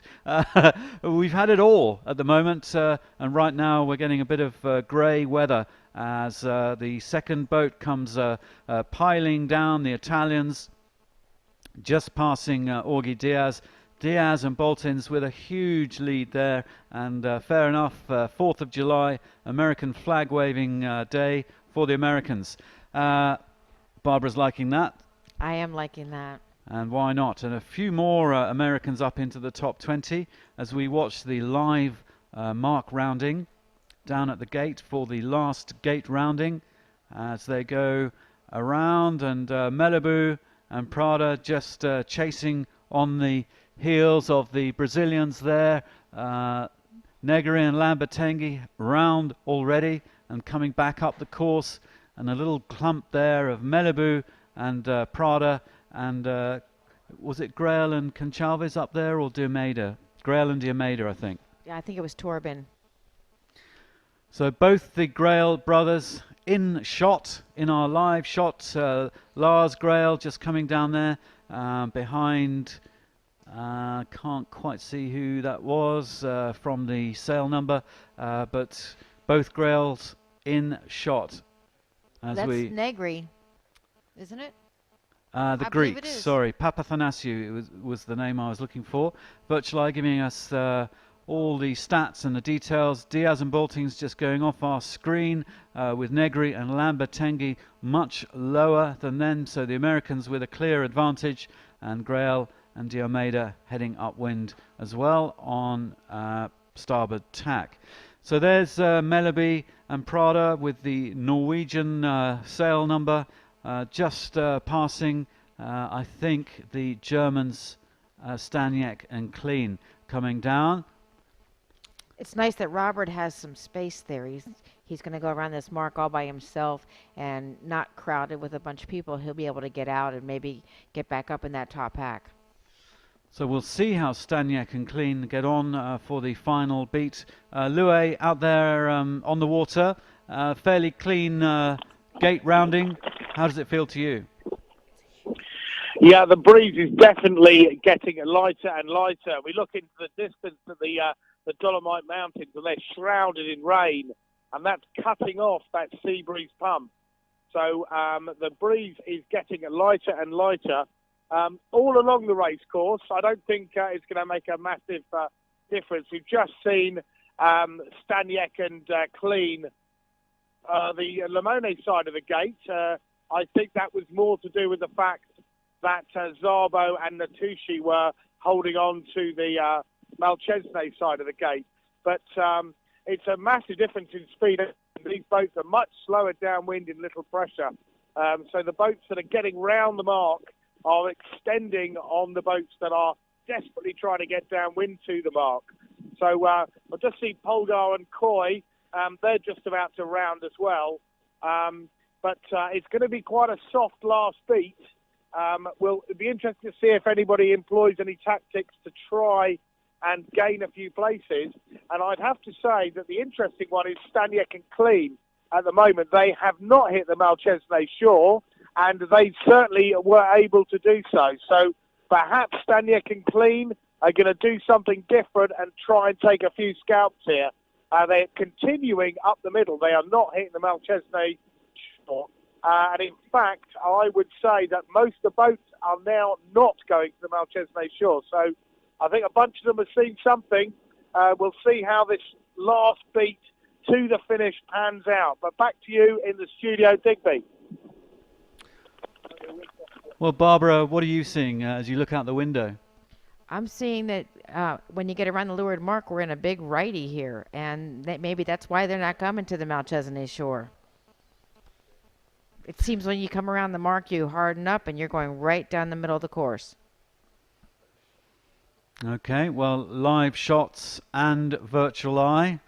You can see the amount of wind as we look out the window, and the guys going round, heading back up the track towards the finish line. And we'll see how Staniek and Clean get on this final beat. It'll be interesting. And I still think Augie Diaz and Arnie Bolting's controlling this race. They'll be covering the fleet going back up the track. As we look at the rest of the fleet now, go around the bottom gate. One more leg to go for race number 5 of the Star World Championship. Earlier today we had a little chat to Ivan Meleby and Bruno Prada going into race 5, and this is what they had to say. Well, here we have Bruno, the famous Mr. Bruno Prada from Brazil, and Ivan Meleby. You guys getting together for this championship's going well into race number 5, 3rd overall. Ivan, what's going well? We are being consistent at the moment. We always seem to get up there and do good races. We haven't had a top 3 yet.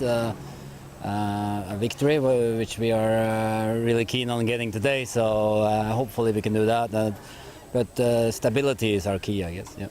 And Bruno, how tough is it out here? We've had a lot of different kind of wind conditions. How hard is it to crew?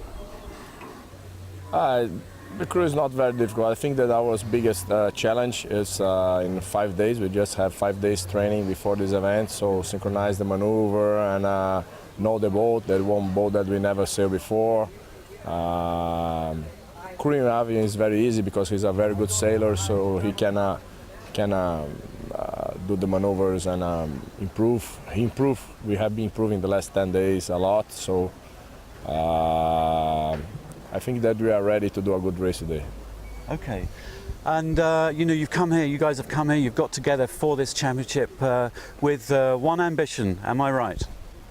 Yes, of course. When Bruno called me, he said, you know, we're going to sail the Star Wars. I said, yeah, sure.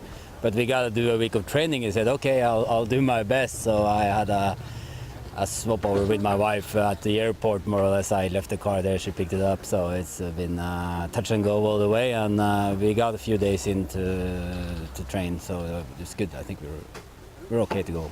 Okay, nice one. Last time we saw you guys was in Nassau for the Star Sailors League final.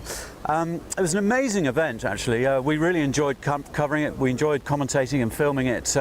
Just how much did you enjoy that kind of knockout style of competition? I think when I saw the format first time, I was not sure if it was the best one, but in the end, I think that's a very exciting format. Who win the last one take all, and I think it's more fair than a medal race. So you have three races in a day. You can improve a little bit. It's I think for event like the Sailor Leagues is the best format. Ivan? Yeah, for sure it was exciting, and when you narrow it down a little bit to the final race of only 4 boats, there's not that much chance left really to decide the winner, so usually the best boat will win, so it's good, I liked it. Well, I understand that the winner of the Worlds gets an automatic invite to Nassau in the Bahamas in December, so we hope you guys are on the podium, and we wish you the best of luck for the final 2 races. Thank you, Ivan, and thank you, Bruno. Thank you. Thank you. Cheers. Okay. Well, Ivan and Bruno in 4th position in this race number 5, so it's going pretty well for them. They've got a great scoreline, and as we look at Virtual Eye, they've just jumped up to 3rd in this race. So great racing here in Lake Garda. Diaz and Bolton still with the lead over Melody and Prada, and Negre and Lambertenghi also in contention. Virtual Eye just catching up with the positions, but now let's have a look at that, Barbara. Really different scenario. Negri and Lambertenghi heading towards the Malcesine side of the track, and Diaz and Boltins a little bit further out, dealing with a little bit more traffic towards the middle of the lake. But I would say that the advantage is still with the Americans. Diaz and Boltins and Virtual Eye giving us the pure mathematics first to the finish line now, and Diaz and Bolton's trying to control this fleet as they head upwind. Great battle. Melody and Prada are in there in 3rd place. Grail and Diomeda, and Grail and Conchalves, the 2 brothers duking it out for 4th and 5th place, and the Greek sailors Papathanasiou and Chotras in 6th, with the next Brazilian pairing of Fuchs and Seifert just leading Arapov and Sitchik, with Zebo and Natucci and Reynolds and Oggioni chasing these guys. Well, we spoke to Augie Diaz earlier in the day, and he's sailing with Arnie Boltins, and they were leading going into this race overall, and they are now leading this race. Let's hear what these guys had to say. So Augie Diaz and Arnie Boltins, you know, mathematically you're at the top of the leaderboard going into race number 5, but Augie, there are a lot of guys out here who don't have such bad discards, and the competition is still very, very close. Yes, it is. I actually feel like we're kind of in 4th or 5th place, because when you include the drops, about 5 guys jump us.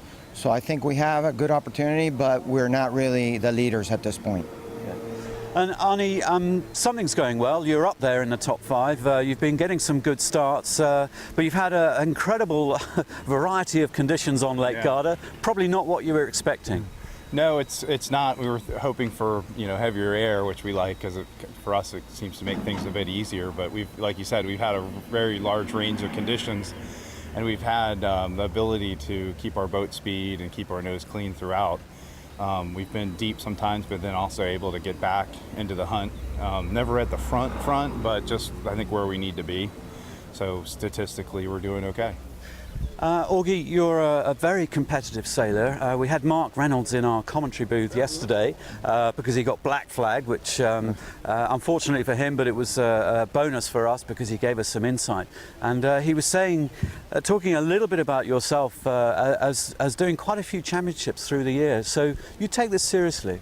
Yes, I do. I basically do 2 things. I work and I sail, and for that reason, nobody can put up with me. But but I do enjoy both the sailing and the competitive sailing, and then working. And as long as I can do that and do it well on both accounts, then I'm there.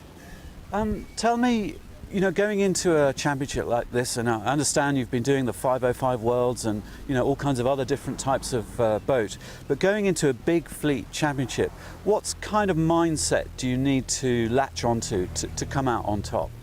Well, I like to do 2 things. One is to concentrate on the starts, because the starts are so hard, and if you get good starts, you're able to do well in most of the races. We haven't been able to execute on that here, but we do feel like if we stay close enough. And then the second thing I like to do is I never give up, because no matter how far back you get, even after the start, if you keep, we call it passing boats, just keep passing boats, keep your head down and pass boats. And I think in big fleets like that, that thinking really works. So almost, Arnie, just a kind of boat-by-boat tactic. So if you don't get such a great start, you've got to kind of just look at the transom of whoever's in front of you and just claw it down, grind them down. Yeah, and what we've been doing too is just trying to pay attention to who it is that might be in front of us and what they're doing, and just trying to figure out. We think we have a pretty good idea of what the wind's doing, so we try to anticipate that. The current here is a whole other story. It just seems like it's totally random, but again, just try to keep conservative moves, trying to anticipate the wind, anticipate what your competition's doing, and just keep in contact with them. I think that's been helping us out a lot. Okay, just a couple more questions. Anything about your boat setup that you've modified or changed? Is there any insight that you can give us about the way you've rigged your boat? Yes, we have a P-Star here, which is the same boat that we use at home. It's Ante Razmilovic's boat, and Luca Modena set that thing up for us, and the boat is really fast and feels very similar to our boat at home. So we've been able to just step in, set it up like we have our boat at home, and go fast, which in this fleet is money. You go fast, and then it takes care of a lot of issues, so that's what we got. Okay, boat speed with the best tactician you could you can buy. Well, listen, Augie and Arnie, thank you very much for your time. Good luck. It's today is the 4th of July, I believe. Yes, so we've got a bit of made in America and flying the flag. 4th of July. Happy birthday, America! Yeah, happy birthday. Happy birthday. Well, we hope you have a stellar day, and good luck to the Americans. Thank you very Cheers. much. Thank you very much. Thank you. Well, they certainly are having a stellar day on the 4th of July. Leading race number 5 towards the finish line, and not too far to go, and they've got a 35-metre lead line over Italians Diego Negri and Sergio Lambertenghi. Melibi and Prada clawed their way up to 3rd position, and then the Grail brothers, Torben and Lars, 4th and 5th, Papathanasiou and Sotras in 6th, Arapov and Sitchik 7th place. Haven't seen the Germans now. Where is Staniek and Klein? I can't see them. Maybe their tracker has dropped out. It's possible. Loué is out on the water. Loué Habib, we can't see the tracker of Staniek and Klein. Are they in there? They are there. So sorry. They are there. But not on the leaderboard. Okay, so Staniek and Klein still in contention. They're about 7th position at the moment. I just didn't see them on the leaderboard for a moment. And there they go. We also caught up with Diego Negri this morning, and here's what Diego had to say. So Diego Negri with Sergio Lambertenghi, you're second on the leaderboard after 4 races, and you came to this championship wanting to do well, and it's coming true. Talk us through it. How's it going? It's going pretty well. We are second overall after 4 races, but with this kart we will lose some places. The problem is there are still 2 races to go, and the last one is counting like the first one. So we had a bad beginning with a 16 is our worst result, but it's still a good result in the average, because there are some other guys with black flag and 43 for the Germans. So we'll see what's happened. The fleet, as we knew, is a very high level, so it's easy to score a 10 overall, and in this moment it's still good. It's been quite a dramatic championship. We've seen a lot of black flags, we've seen a lot of general recalls, we've seen a race where the wind has completely switched from north to south. We've seen stronger winds and very, very light winds. You're getting everything on Lake Garda. Yeah, normally the wind machine here, it works very well when the sky is clear and the valley up there, the lake in the north side is warming up, and so there is a good aura and steady, and same when it's cold in the mountains and warm down there. So there was some rain, some storms. Also for tonight is expected storm, so in this way the wind machine doesn't work so well. So then we lose some time with the marks, with the starting lines when there are many OCSs, because there is some mistakes. I mean, in the organization of the starting line and the starting procedure. But anyway, this is the situation. The regatta is the same for everybody. There is one discard for that, I think, and so we can still play. Two more races to go, and the championship ends just after 6 races. So we for sure have to sail these 2 races. Well, it's been an exciting World Championship so far, and as you say, 2 races to go, and we'll be showing this during race number 5, I hope. Anything different in your game plan? Oh no, no big difference. Yeah, when the lake is in the regular condition, you have to play for the side, you have to go fast. So our goal is still to have the best results we can have in the race, and then when everything goes well, normally it's a good result. So important is to stay and play till the last moment, because any mistake could be paid without the possibility of being in the fight for the podium on the last day. And last question, Diego. Just if you don't get such a good start and you're kind of in the back row and around that top mark, you're in the kind of 20s, how much can you do around the rest of the track?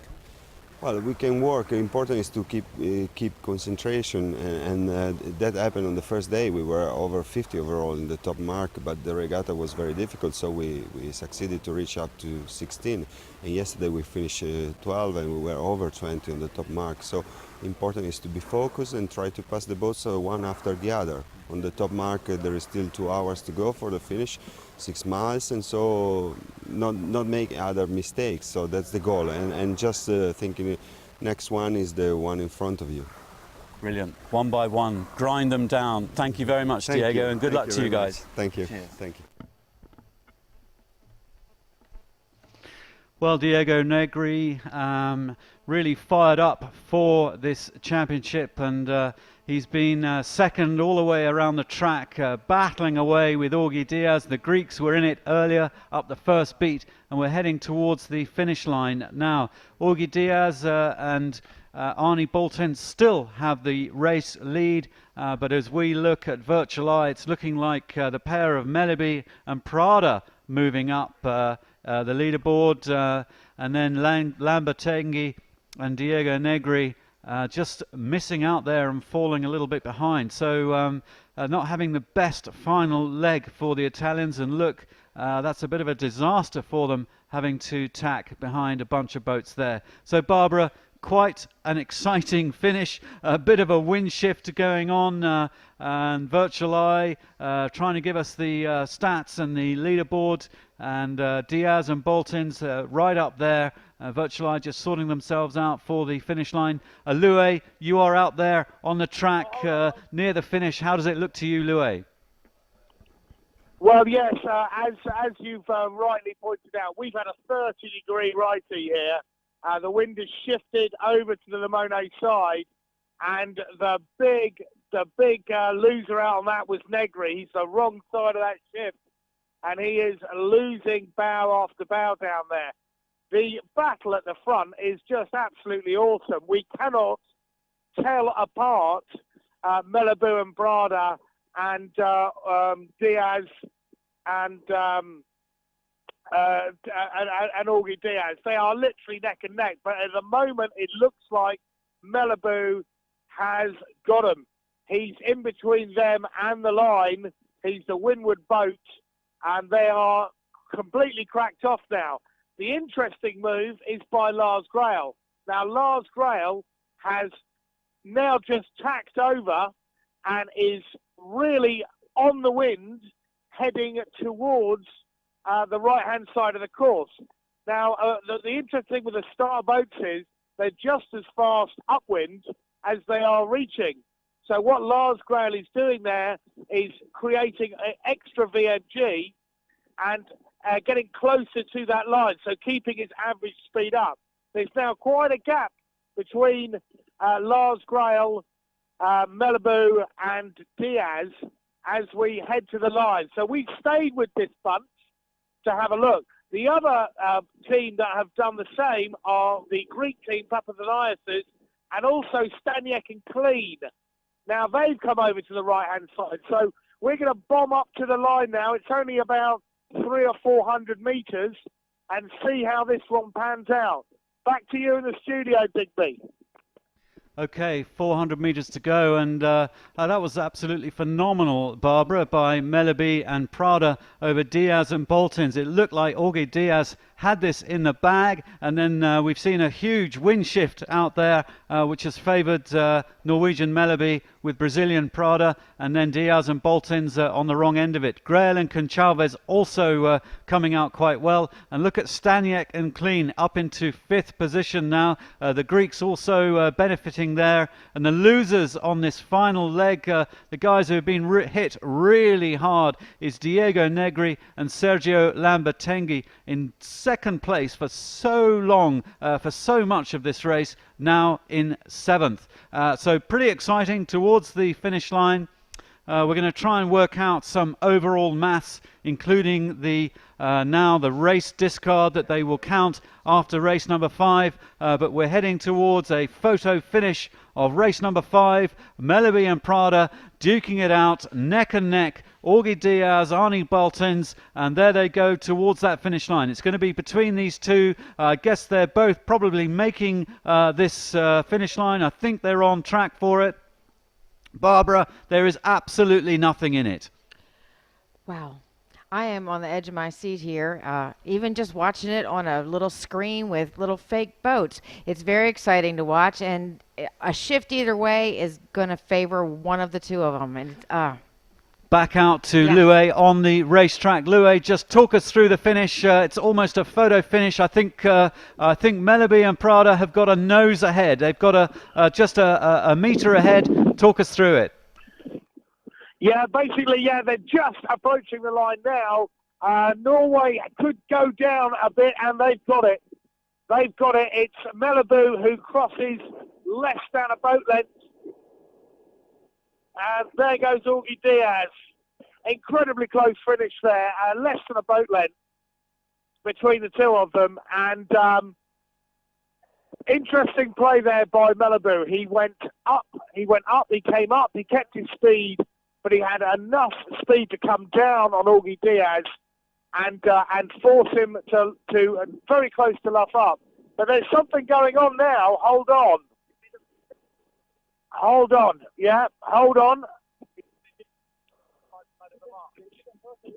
Okay, no, I can actually confirm that is not a penalty turn. Repeat, not a penalty turn. Basically, Augie Diaz kept high and forced Melleby the wrong side of the finish line.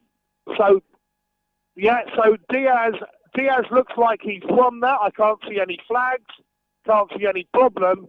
Melleby and Prada recovered and just crossed before Lars Grail to hold on to 2nd. So as I see it, that's Diaz takes another bullet at the World Championship.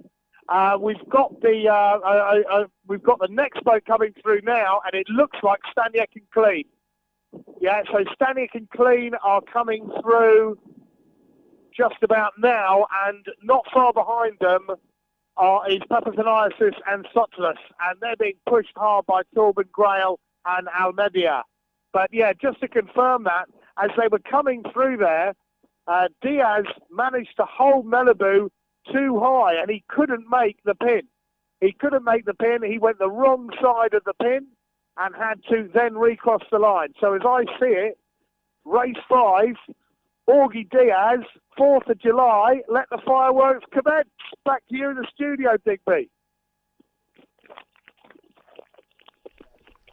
Well, amazing drama out there on the racetrack. Loué, our eyes and ears, and what a phenomenal result for Augie Diaz and Arnie Boltins. Pure regatta championship winning experience there, just pipping Melleby and Prada over the finish line. How incredible was that? We were watching it like hawks on Virtual Eye, and thankfully Loué was out there with his eyeballs on the track.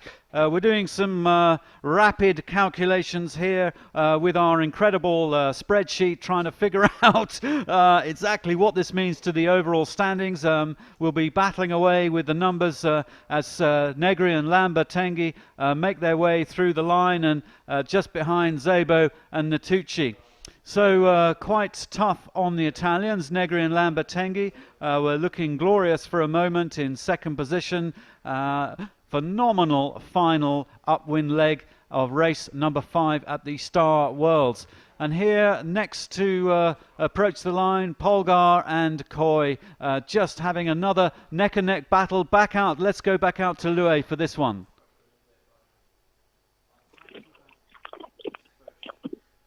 Well, that was just too close to call, Digby. I would not like to say who won that. Incredibly close there between Szabo and Natucci, who's actually waving at the moment. I'm not exactly sure why, but maybe he needs some assistance. But incredibly close there. I think Szabo and Natucci just got that one. So another incredible finish. Looking at the body language, I would say Szabo and Natucci look the happier of the pair. So that's it from here. We're going to try and catch a couple of the competitors and have a quick chat with them on the way in. So we've got some tales to tell you about that race, Digby. Thanks, Loué. You carry on with that. We'll carry on and try and do some back-of-the-envelope mathematics to try and figure out how this affects the overall leaderboard with a drop. Arapov and Sitchik just going through the finish line behind Bodji and Vonga, who had that wonderful start and that wonderful first leg towards the top mark. The Brazilians Pascalado and Buerning just there with Dr. Hubert, Merkelbach and Gerrit Bartel heading up towards the finish line. So the numbers are flying here. Rohart still yet to finish. It's going to not be the best result for him as Pascalato and Buerning. Dino Pascalato crosses the line just ahead of Hubert, Merkelbach and Bartel, Gerrit Bartel. So drama in race 5 of the Star Worlds. Barbara's next to me punching some finish results into our spreadsheet.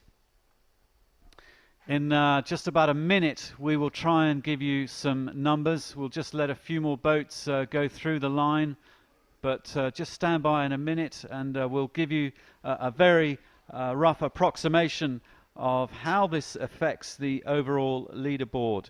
But I can tell you that race win by Augie Diaz has done them a power of good, and I think that's going to see them stay at the top of the leaderboard at the end of race 5 with their bullet, their hard-earned bullet, and what an incredible finish that was. Race and Morera just going through the line now. Behind them, Nehammer and Urban, and I think Rohart and Pulfer are just going to get that from the Brazilians.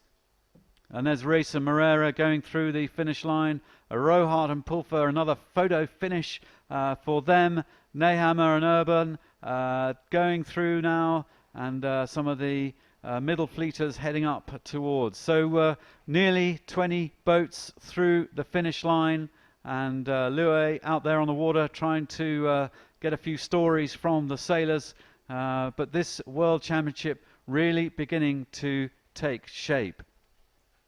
Now, Barbara, if you hit that sort now, I'm going to have... No, we haven't got a mouse, just with the trackpad. How about my little finger? Yeah.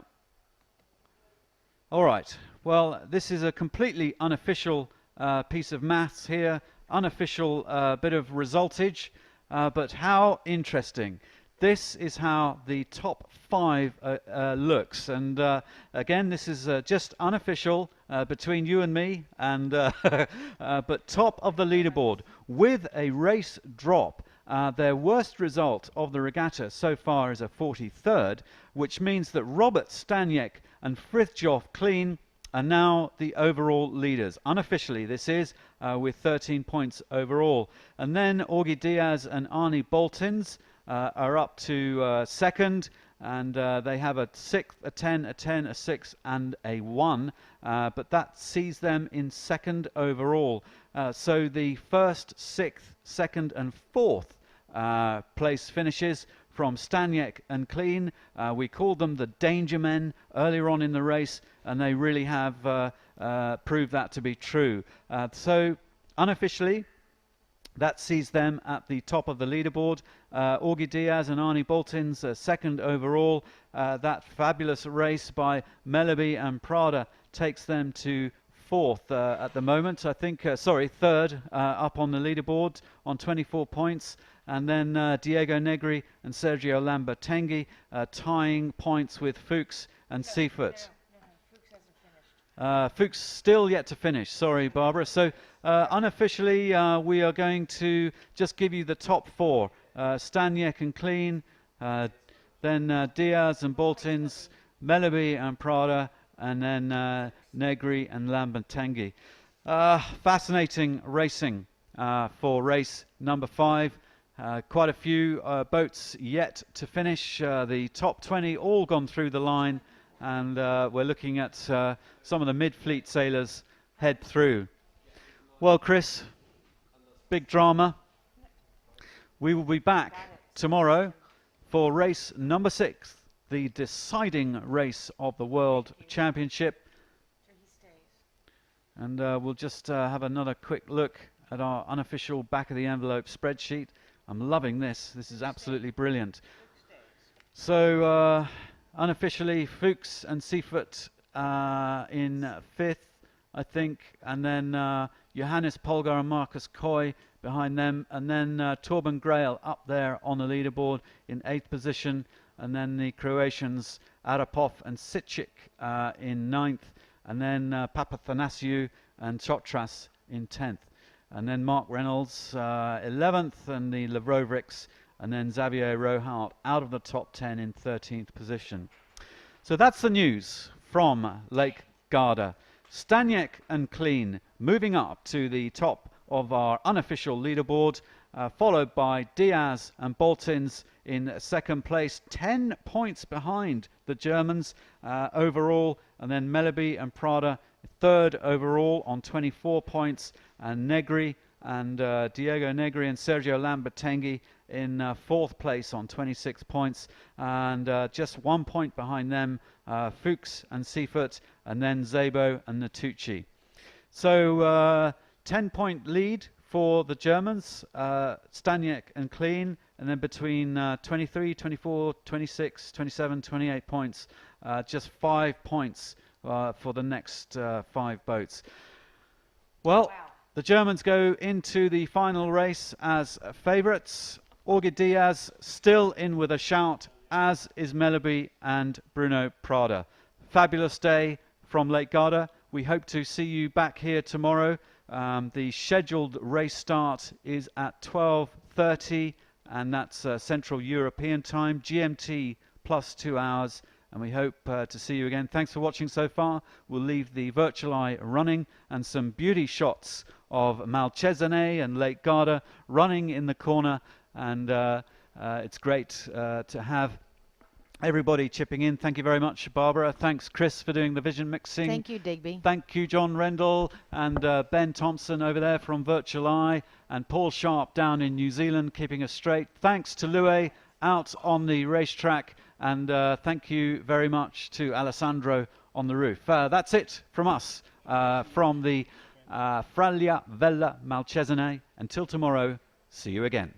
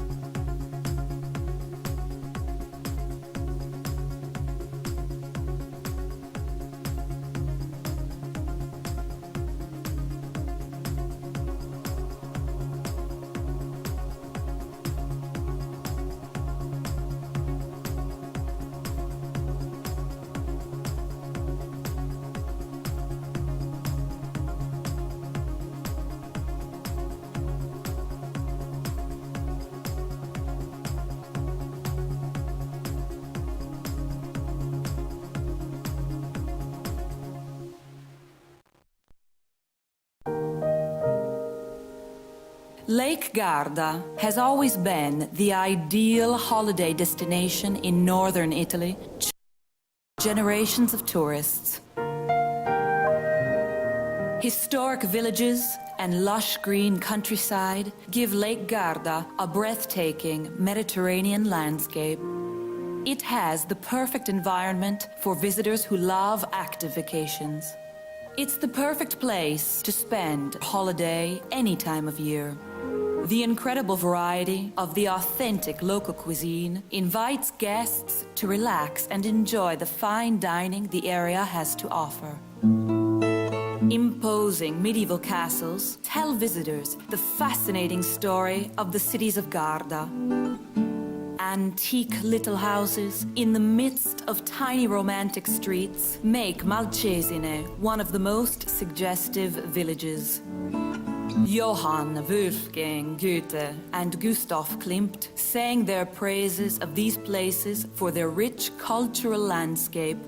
The Museum of Malcesine Castle tells us the story of the history of Garda. The area offers an interesting variety of athletic activities. The northern winds of Garda are perfect for surfers and kite lovers.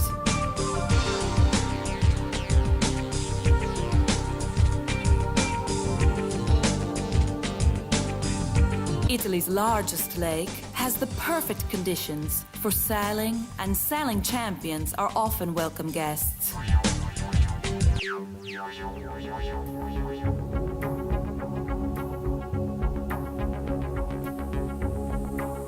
Monte Baldo, over 2,000 meters high, is an incredible, unique attraction that's easy to reach on the outskirts of Funivia, leaving from Marchesine or Prada. The choice of athletic activities is endless, but there are also cultural events that attract tourists of all kinds. This is the perfect destination for those who love biking and trekking. It's always possible to take a break in one of the many refuges, Baite mountain houses and restaurants.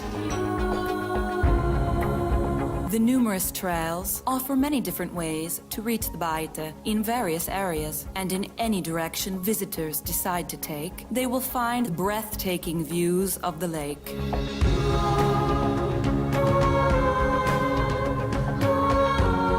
Visitors that love biking will think that they have arrived in paradise on Baldo, from easy treks for beginners to the most dangerous paths for experts. Free flyers will enjoy the amazing experience of diving into the enchanting panorama of Garda, even accompanied in tandem, but only suggested for the brave of heart. Long walks on the beach, Brenzoni for example, to have a rejuvenating break on the banks of the lake. A tour of the lake on a historic sailboat. A picnic on board with flavors of the local cuisine. Torre del Benaco with a spectacular castle and an age-old lemon orchard that offer a magical background for any kind of event. The semicircular romantic port, a tiny square on the water, a walk through the quaint streets with monuments from every era.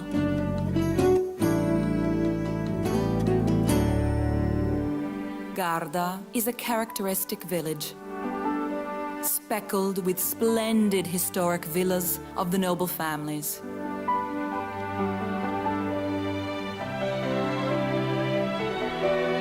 Garda has conserved a rich tradition of the fishing industry, which brings the lake's many flavors to the local dishes. White fish like tinca, lavarello, and corregone that chefs know how to combine with the wealth of the land to create delicious food.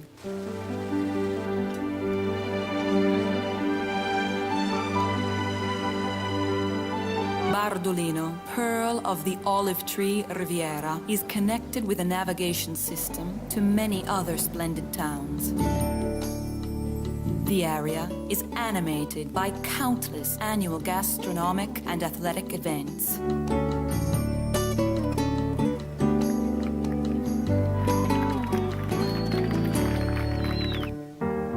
The area is famous for its rich production of wines. This long tradition of wine production is told at the Wine-Making Museum.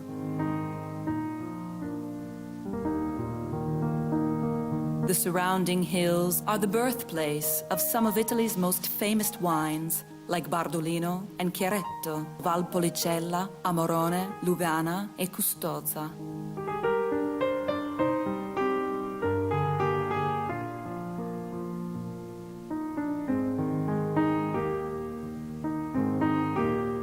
Most wineries will be happy to let you visit the historic cellars for a sample of their expertise.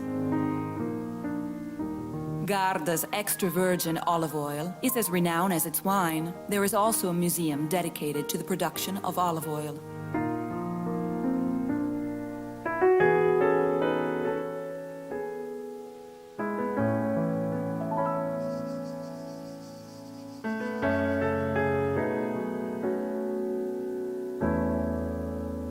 The oil and other products made from the oil follow all the laws of the strictest procedures that guarantee the excellent certified DOC quality.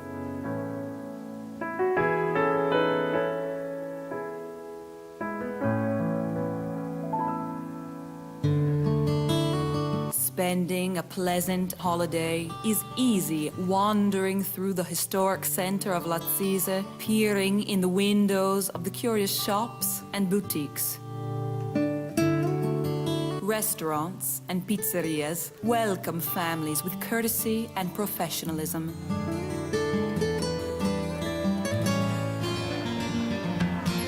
A holiday on Lake Garda also means fun for the whole family. Carnival World, Gardaland, and Sea Life are some of the best theme parks in Europe. Carnival World is a water park in a tropical atmosphere.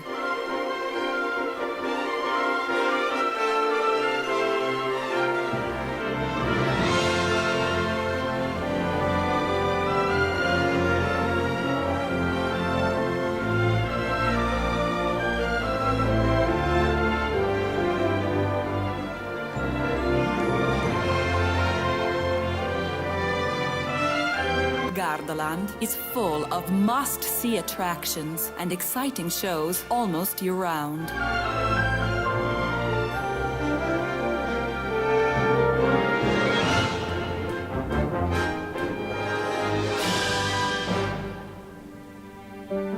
Peschiera del Garda, one of the oldest villages on the lake, is surrounded by water and medieval defensive walls. Flamingos, camels, buffaloes, monkeys, hippopotamuses, and giraffes are all waiting for you at the Parco Zoo Safari. Lose yourself in the prehistoric era.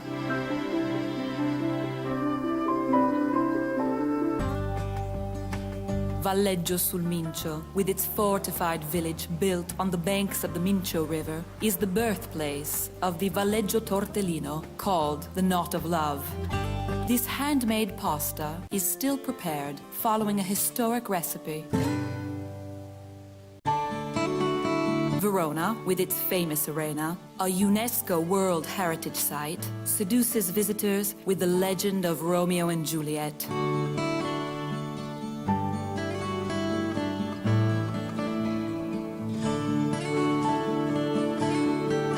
The Veronese region is known for its characteristic production of Vialone Nano rice. Its excellent quality makes it ideal for rice dishes. Combined with Veronese Monte cheese and radicchio. Even gourmet chef Heinz Winkler came to learn these recipes from his Italian colleagues. Large camping grounds and the villages of Lake Garda offer high-level services surrounded by an oasis of nature and tranquility. For tourists, Start your evening in one of the numerous Italian bars, sipping on a spritz cocktail. Discos and clubs guarantee a lively night out until the early hours of the morning.